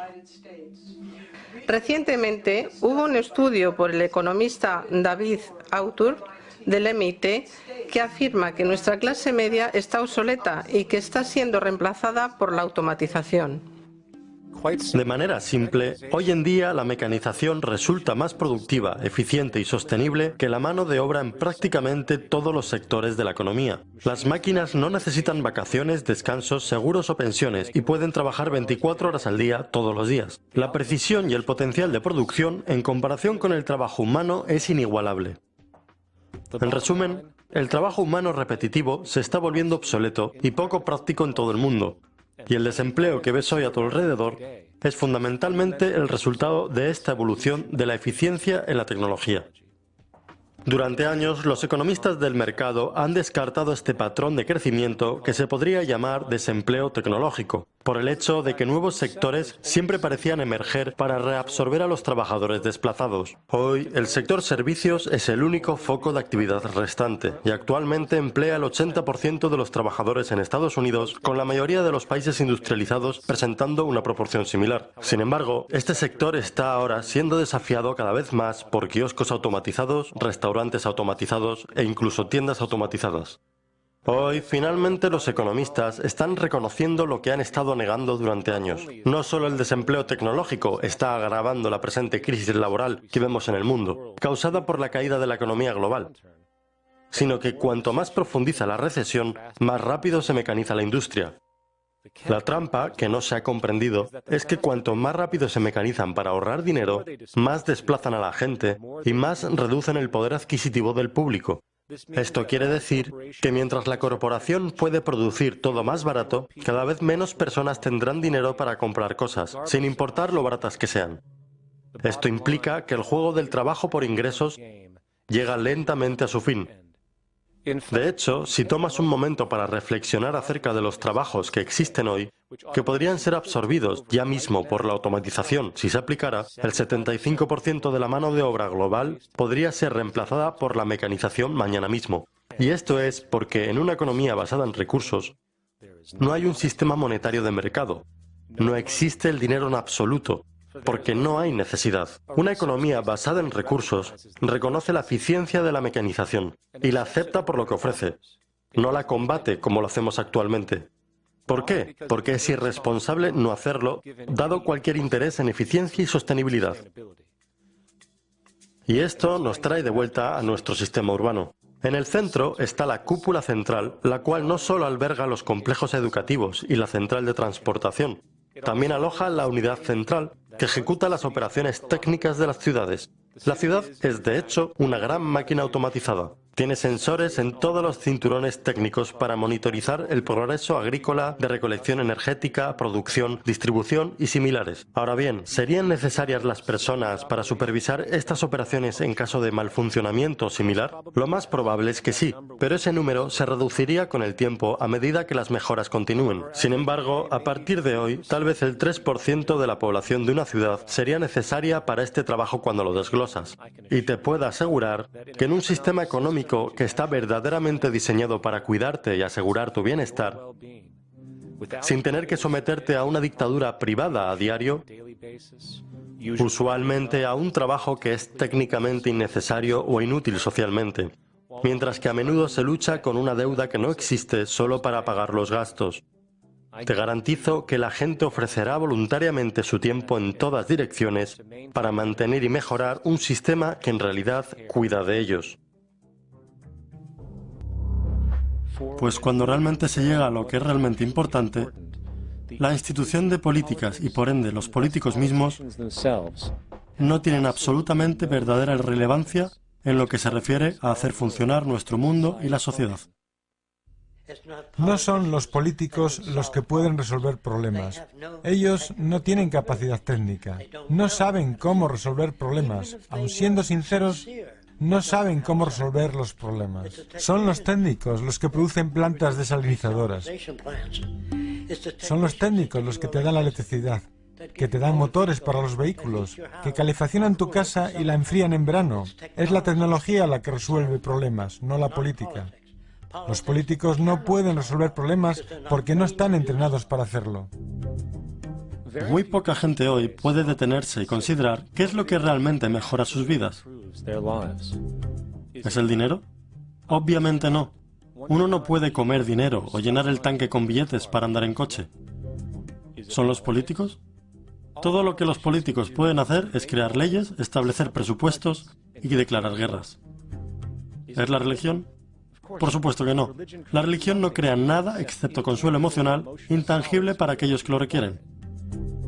El verdadero regalo que tenemos como seres humanos, que ha sido el único responsable por todo lo que ha mejorado nuestras vidas, es la tecnología. ¿Qué es la tecnología?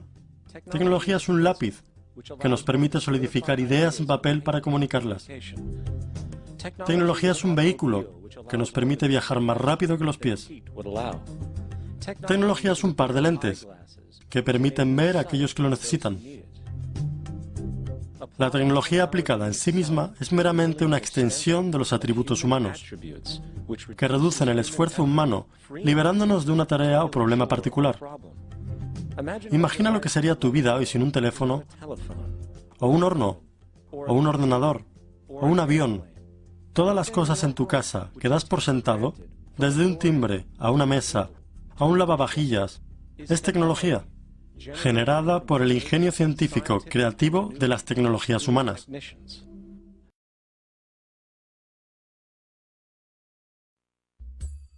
Una economía basada en recursos es simplemente el método científico aplicado al interés social, un enfoque absolutamente ausente en el mundo de hoy. La sociedad es una invención técnica, y los métodos más eficaces de salud humana optimizada, producción física, distribución, infraestructura urbana y similares residen en el campo de la ciencia y la tecnología, no en la política o la economía monetaria.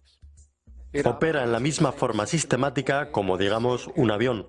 Y no hay una manera liberal o republicana de construir un avión.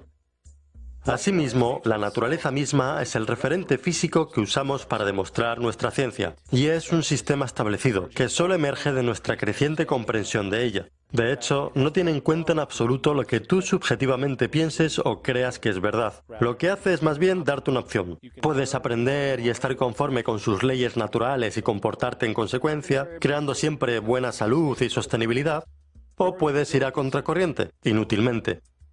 No importa cuán firmemente crees que puedes levantarte y caminar por la pared que tienes enfrente. La ley de la gravedad no te lo permitirá. Si no comes, morirás. Si no te acarician cuando eres un bebé, morirás. Por duro que suene, la naturaleza es una dictadura, y podemos escucharla y ponernos en armonía con ella o sufrir las inevitables consecuencias adversas.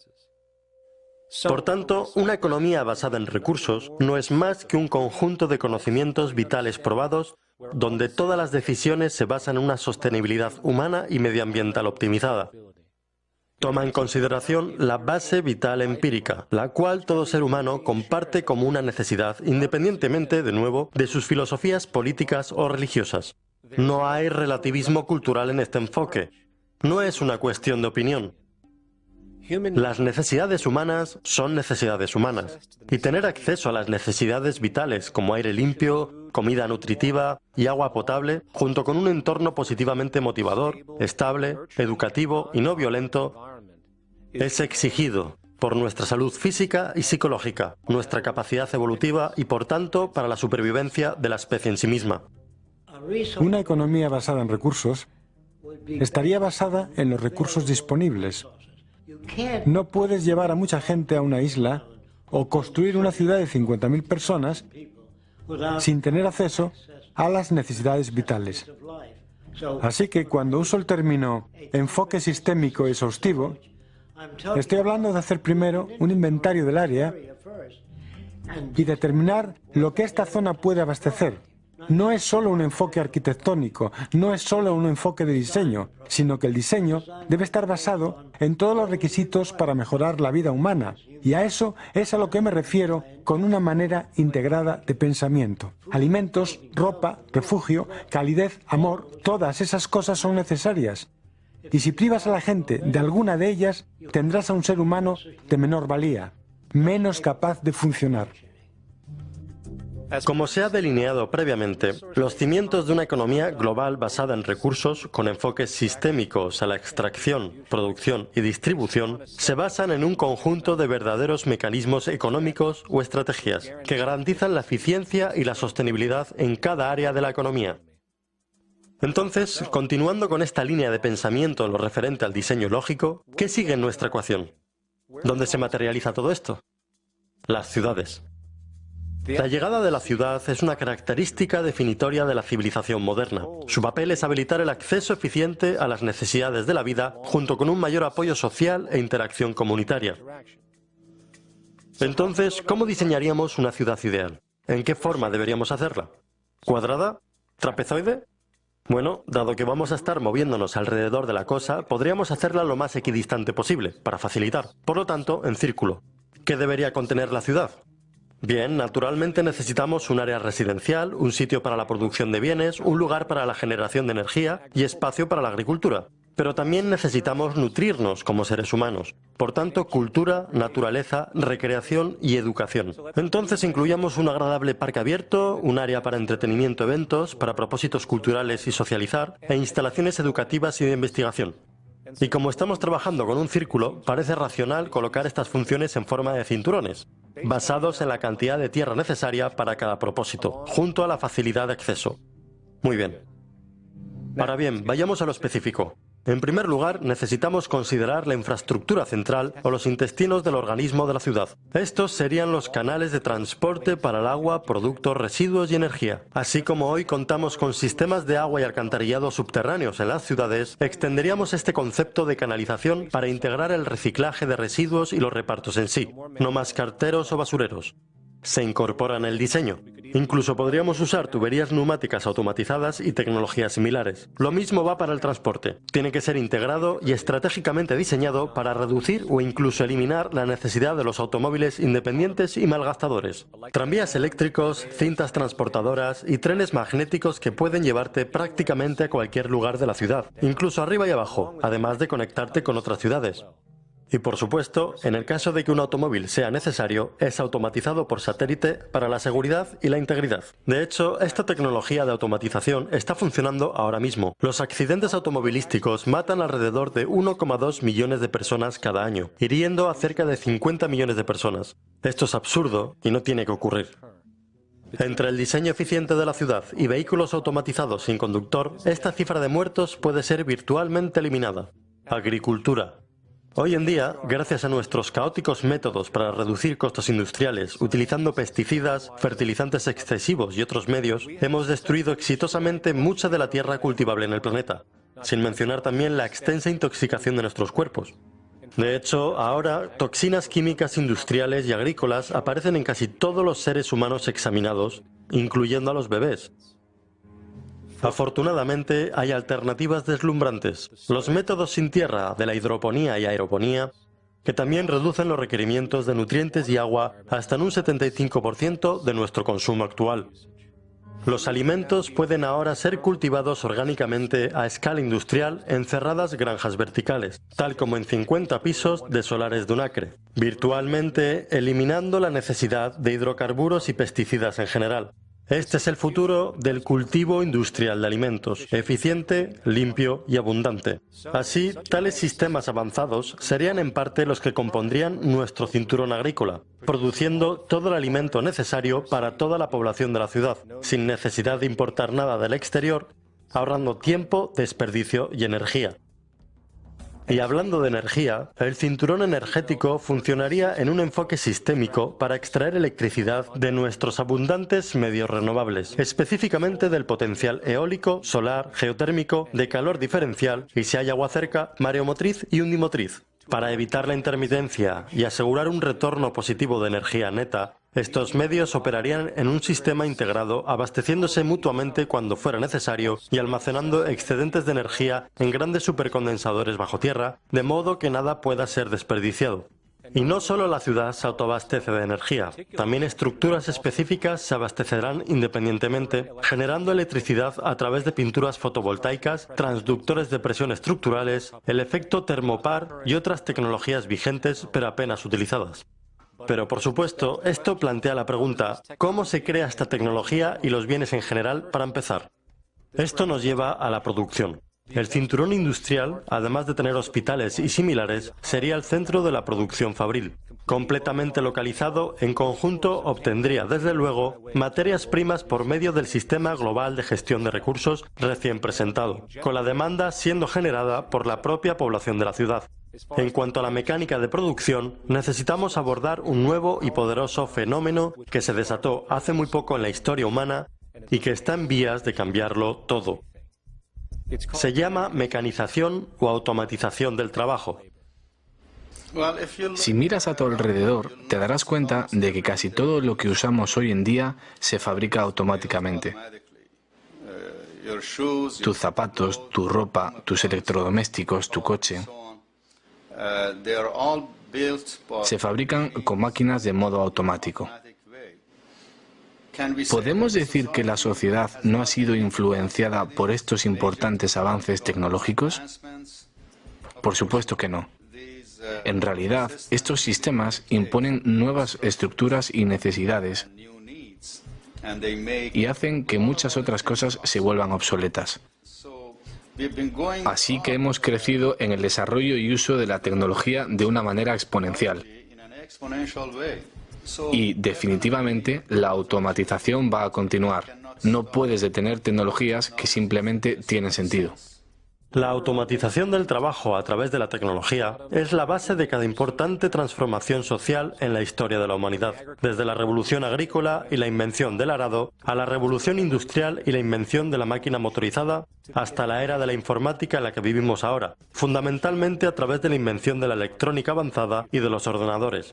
Y con respecto a los métodos actuales de producción avanzada, la mecanización está evolucionando ahora por sí sola, alejándose del método tradicional de montar las piezas dentro de una configuración hacia un método avanzado de crear productos enteros en un único proceso. Al igual que muchos ingenieros, me fascina la biología, porque está llena de ejemplos de piezas de ingeniería extraordinarias. ¿Qué es la biología? Es el estudio de las cosas que se copian a sí mismas. La mejor definición de la vida que hemos logrado. Repito, como ingeniero, siempre he estado intrigado con la idea de las máquinas que se copian a sí mismas. RepRap es una impresora tridimensional, es decir, que es una impresora que conectas a tu ordenador y en lugar de hacer diseños bidimensionales en hojas de papel, hace objetos reales, físicos y tridimensionales. No es nada nuevo las impresoras 3D, existen desde hace aproximadamente 30 años. Lo más importante acerca de RepRap es que imprime la mayoría de sus partes. Entonces, si tienes una, podrías hacer otra y dársela a un amigo, como también podrías imprimir muchas otras cosas útiles. Desde la simple impresión de enseres básicos de la casa hasta la impresión del cuerpo entero de un automóvil de una sola vez, la impresión moderna y automatizada en 3D tiene el potencial de prácticamente transformar cada área de producción, incluyendo la construcción de viviendas. El sistema Contour Crafting es realmente una tecnología de fabricación, la así llamada impresión en 3D, y es cuando directamente se construyen objetos 3D desde un modelo computerizado. Usando Contour Crafting será posible construir una casa de unos 180 metros cuadrados en un día, únicamente con esta máquina. La razón por la cual las personas están interesadas en automatizar la construcción es porque realmente brinda muchos beneficios. Por ejemplo, la construcción es un trabajo bastante intenso y, aunque provee de trabajo a un sector de la sociedad, también presenta problemas y complicaciones. Por ejemplo, la construcción es el trabajo más peligroso que existe.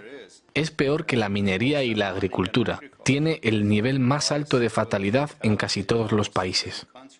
Otro problema es el desperdicio. En promedio, una casa en los Estados Unidos tiene de 3 a 7 toneladas de desperdicio. Esto es algo astronómico si se considera el impacto de la construcción, sabiendo que alrededor del 40% de todos los materiales en el mundo son utilizados en la construcción.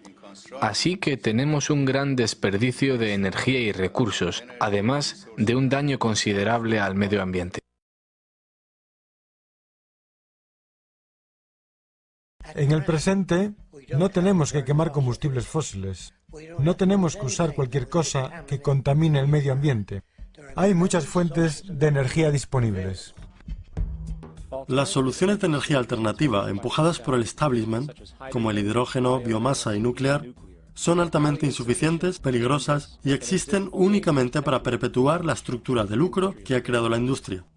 Cuando vemos más allá de la propaganda y soluciones autoservidas promocionadas por las compañías energéticas, encontramos aparentemente una corriente interminable de energías limpias, abundantes y renovables para generar potencia.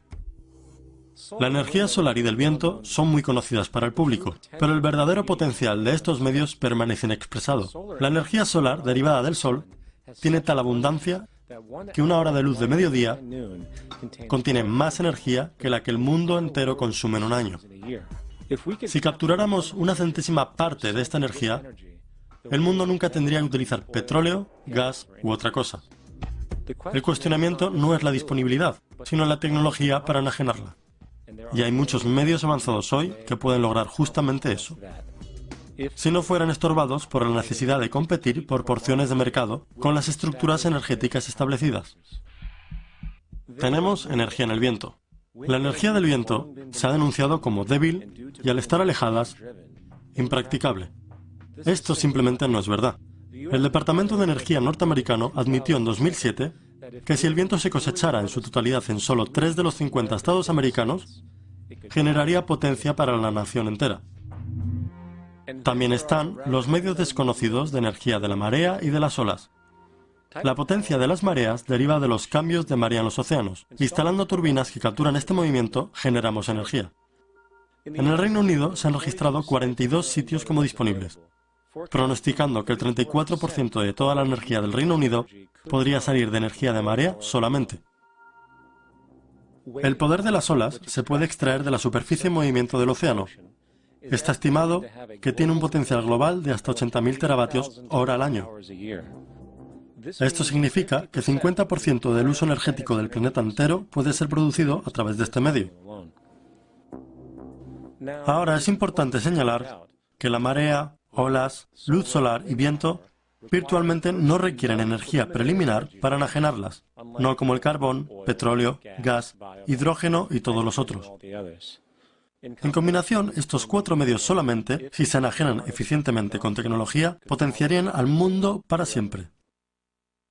Dicho esto, parece haber otra forma de energía limpia y renovable que les gana todas juntas: la energía geotermal.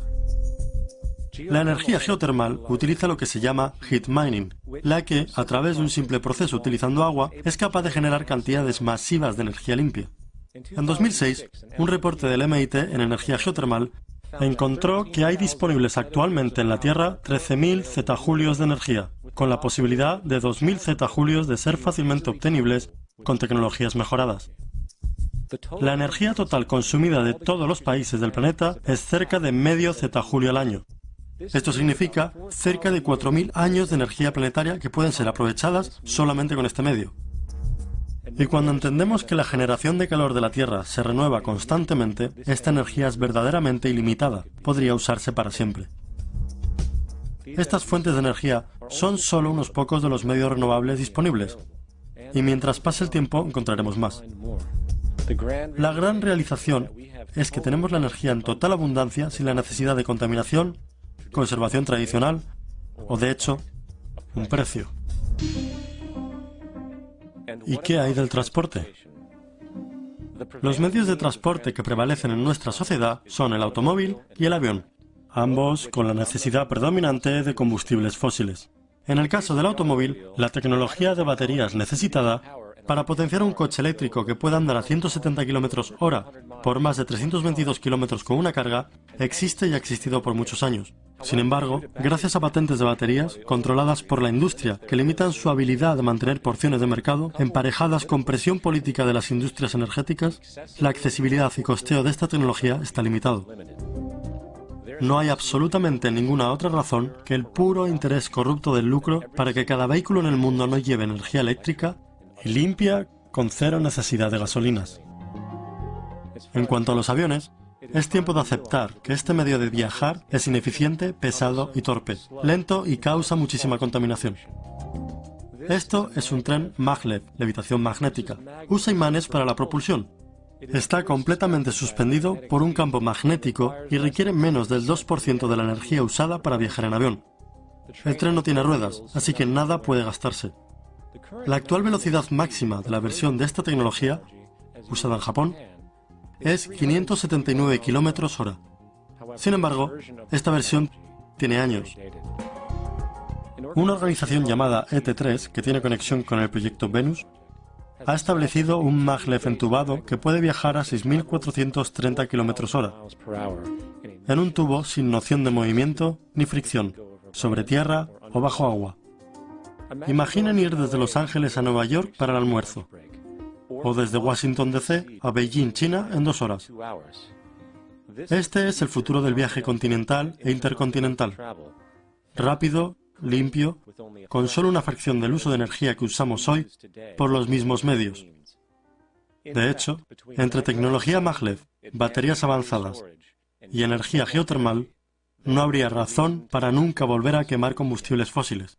Y podemos hacer esto ahora, si no estuviéramos contenidos por esta estructura paralizante del lucro. Como se dijo antes, una economía basada en recursos aplica el método científico en el interés de la sociedad. Y esto no se limita simplemente a la eficiencia técnica. También considera directamente el bienestar social, humano y qué lo compone. ¿De qué sirve un sistema social si en última instancia no produce felicidad y convivencia en paz? Así que es importante señalar que con la eliminación del sistema monetario y las necesidades de vida provistas, veríamos una reducción global del crimen de aproximadamente un 95% casi de inmediato, debido a que no habría nada que robar, malversar, estafar o cosas por el estilo. El 95% de las personas que están en prisión actualmente están ahí por un crimen relacionado con el dinero o el abuso de drogas, y el abuso de drogas es un trastorno, no un crimen.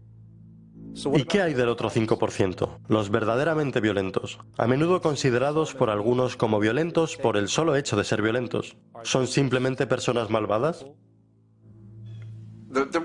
La razón por la que francamente pienso que es una pérdida de tiempo involucrarse con juicios de valor moral acerca de la violencia de las personas es porque no avanza ni un ápice nuestro conocimiento, ni de las causas, ni de la prevención del comportamiento violento.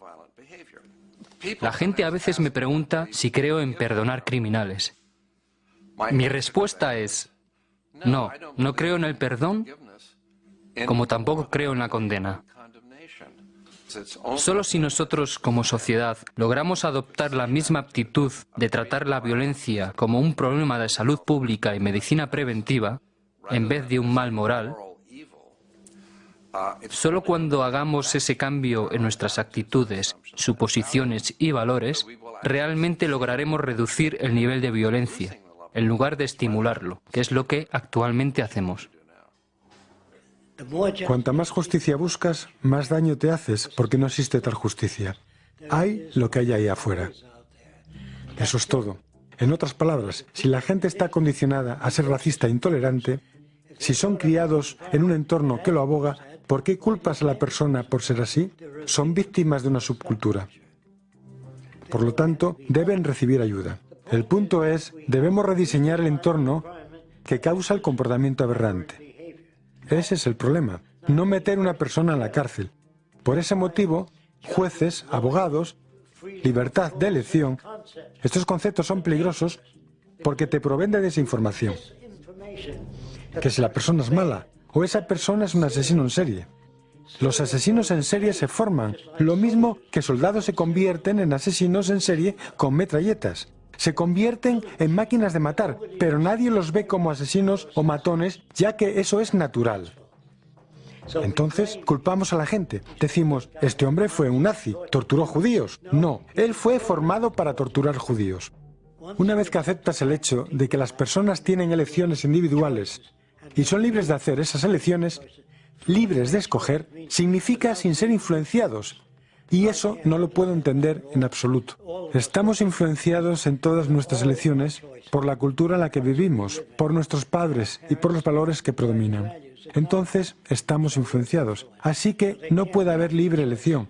¿Cuál es el mejor país del mundo? La verdadera respuesta es no he estado en todo el mundo y no sé lo suficiente acerca de diferentes culturas para responder a esa pregunta. No conozco a nadie que hable de esa manera. Dicen, los Estados Unidos, el país más grandioso del mundo. ¿Has estado en la India? No. ¿Has estado en Inglaterra? No. ¿Has estado en Francia? No. Entonces, ¿en qué basas tu suposición? No pueden responder y se enojan contigo. Dicen, maldita sea, ¿quién demonios eres tú para decirme qué pensar? No olvides que estás trabajando con gente aberrante. No son responsables de las respuestas, son víctimas de la cultura y eso significa que han sido influenciados por su cultura.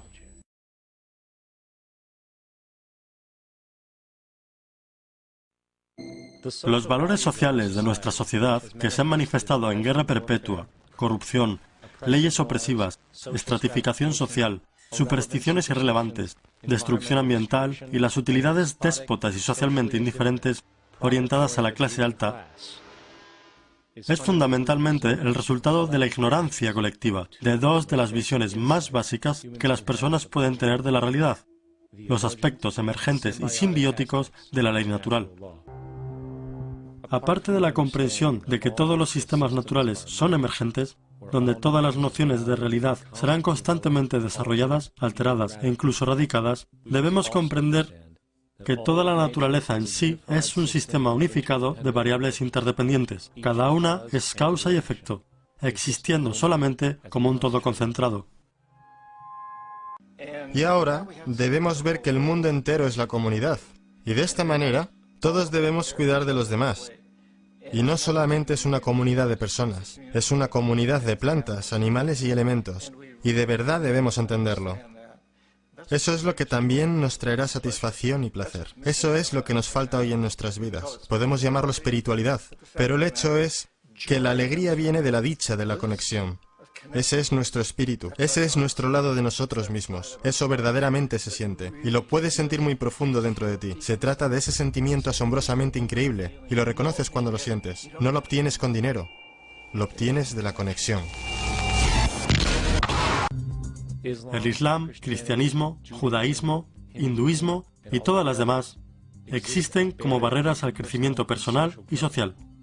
Para cada grupo, perpetúa una visión cerrada del mundo. Y este conocimiento finito que ellos conocen simplemente no es posible en un universo emergente.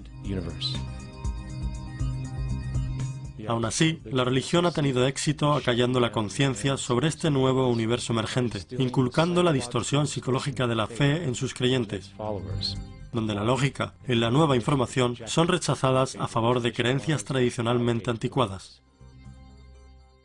El concepto de Dios es realmente un método de contar la naturaleza de las cosas. En los inicios, la gente no sabía suficiente acerca de cómo se formaron las cosas, ni de cómo funcionaba la naturaleza. Así que se inventaron sus propias historias e hicieron su Dios a su propia imagen y semejanza. Un tipo que se enfada cuando la gente no se comporta correctamente. Él crea inundaciones y terremotos, y dicen que es un acto de Dios.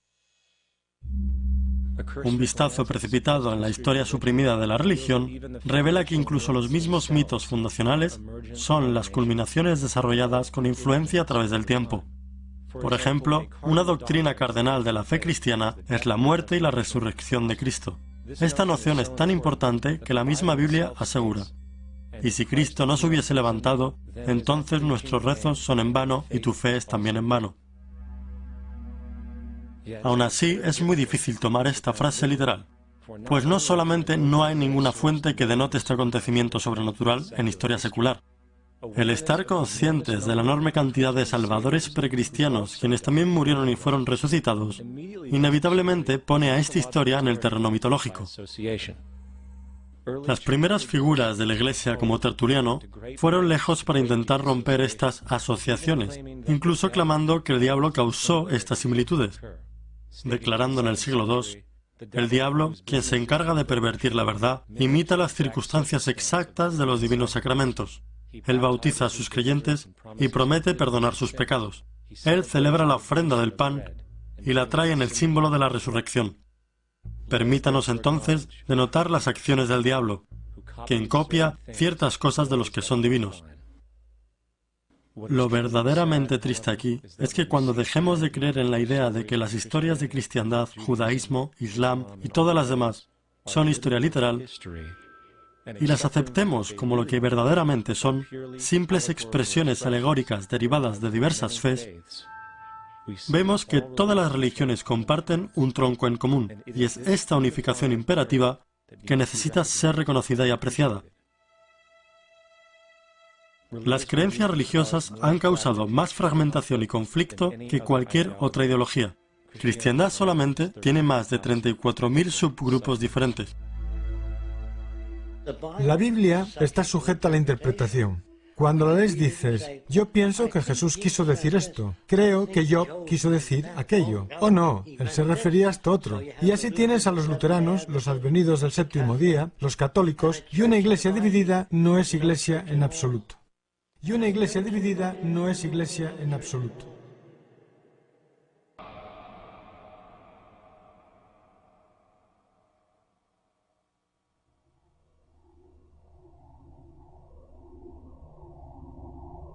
Una vez que comprendamos que la integridad de nuestras existencias son completamente dependientes de la integridad de todo lo demás en el mundo, hemos entendido verdaderamente el significado del amor incondicional. Pues el amor es extendible y es ver todo como a ti mismo y verte tú como un todo. No puede tener condicionantes. Pues de hecho, todos somos todo al mismo tiempo. If it's true that we're all from the center of a star, every atom in each of us from the center of a star, then we're all the same thing. Even a Coke machine or a cigarette butt in the street in Buffalo is made out of atoms that came from a star. They've all been recycled thousands of times, as have you and I. And therefore, it's only me out there. So what is there to be afraid of? What is there that needs solace-seeking? Nothing. There's nothing to be afraid of because it's all us. The trouble is we have been separated by being born and given a name and an identity and being individuated. We've been separated from the oneness, and that's what religion exploits, that people have this yearning to be part of the overall one again. So they exploit that. They call it God. They say he has rules. And I think it's cruel. I think you can do it absent religion.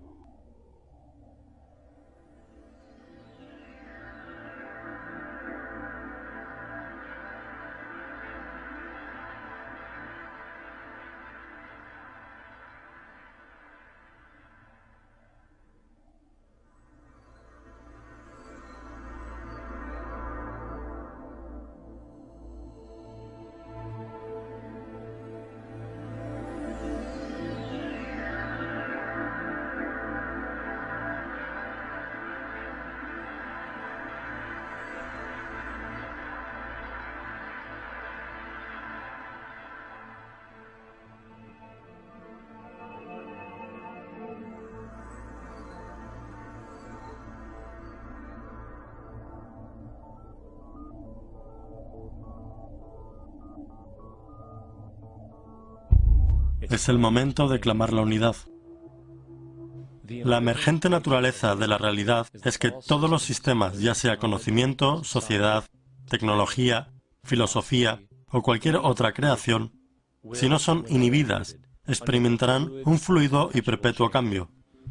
Lo que consideramos hoy como una trivialidad, tal como las comunicaciones modernas y el transporte, hubieran sido inimaginables en épocas antiguas. De esta forma, el futuro contendrá tecnologías, realizaciones y estructuras sociales que ni siquiera podemos imaginar hoy en día. Hemos ido de la alquimia a la química, del universo geocéntrico al heliocéntrico, de creer que los demonios causaban las enfermedades a la medicina moderna. Este desarrollo no muestra señales de acabar, y es esta conciencia que nos alinea y nos guía en un camino continuo de crecimiento y progreso. El conocimiento estático y empírico no existen. Mejor dicho, es la perspicacia del emerger de todos los sistemas que debemos reconocer.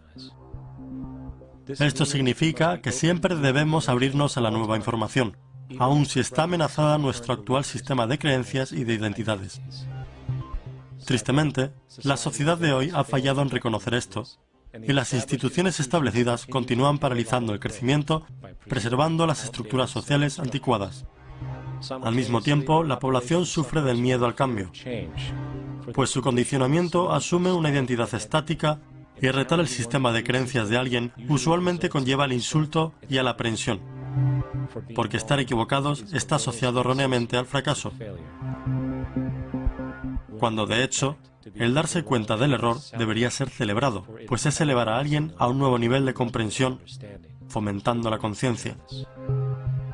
El hecho es que no existen las personas brillantes, pues solo es cuestión de tiempo para que sus ideas sean actualizadas, cambiadas o erradicadas. Y esta tendencia de ciegamente mantener un sistema de creencias, protegiéndolo de nueva información posiblemente transformadora, no es más que una forma de materialismo intelectual.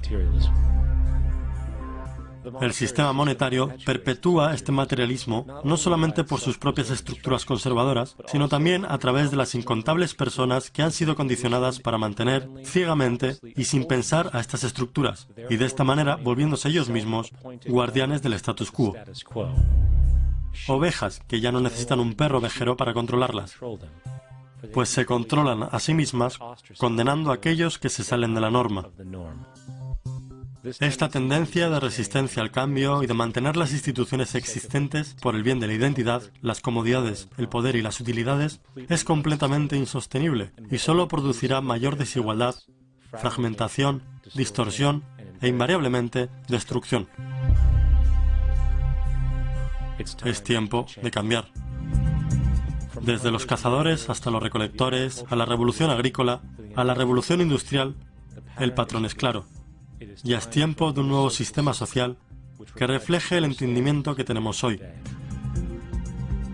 El sistema monetario es producto de un periodo de tiempo en donde la escasez era la realidad. Ahora, con la era de la tecnología, este sistema ya no es relevante a la sociedad. Desaparece con el comportamiento aberrante que manifiesta. El sistema que yo predico, una economía basada en los recursos, no es perfecto, solo que es mucho mejor que lo que ahora tenemos. Nunca alcanzaremos la perfección. Nuestros sistemas sociales fuera de contexto se han quebrado y debemos trabajar juntos para crear una sociedad global sustentable en donde se vela por todos y en donde todos seamos verdaderamente libres. Tus creencias personales, sean cuales sean, no significan nada cuando piensas en las necesidades de la vida. Cada ser humano nació desnudo, necesitando calor, alimento, agua y refugio. Todo lo demás es auxiliar. Así que lo más importante ahora es el manejo inteligente de recursos de la tierra. Esto nunca podrá ser logrado en un sistema monetario, pues el buscar ganancias es buscar el interés propio. Y por esto, el desbalanceo es inherente.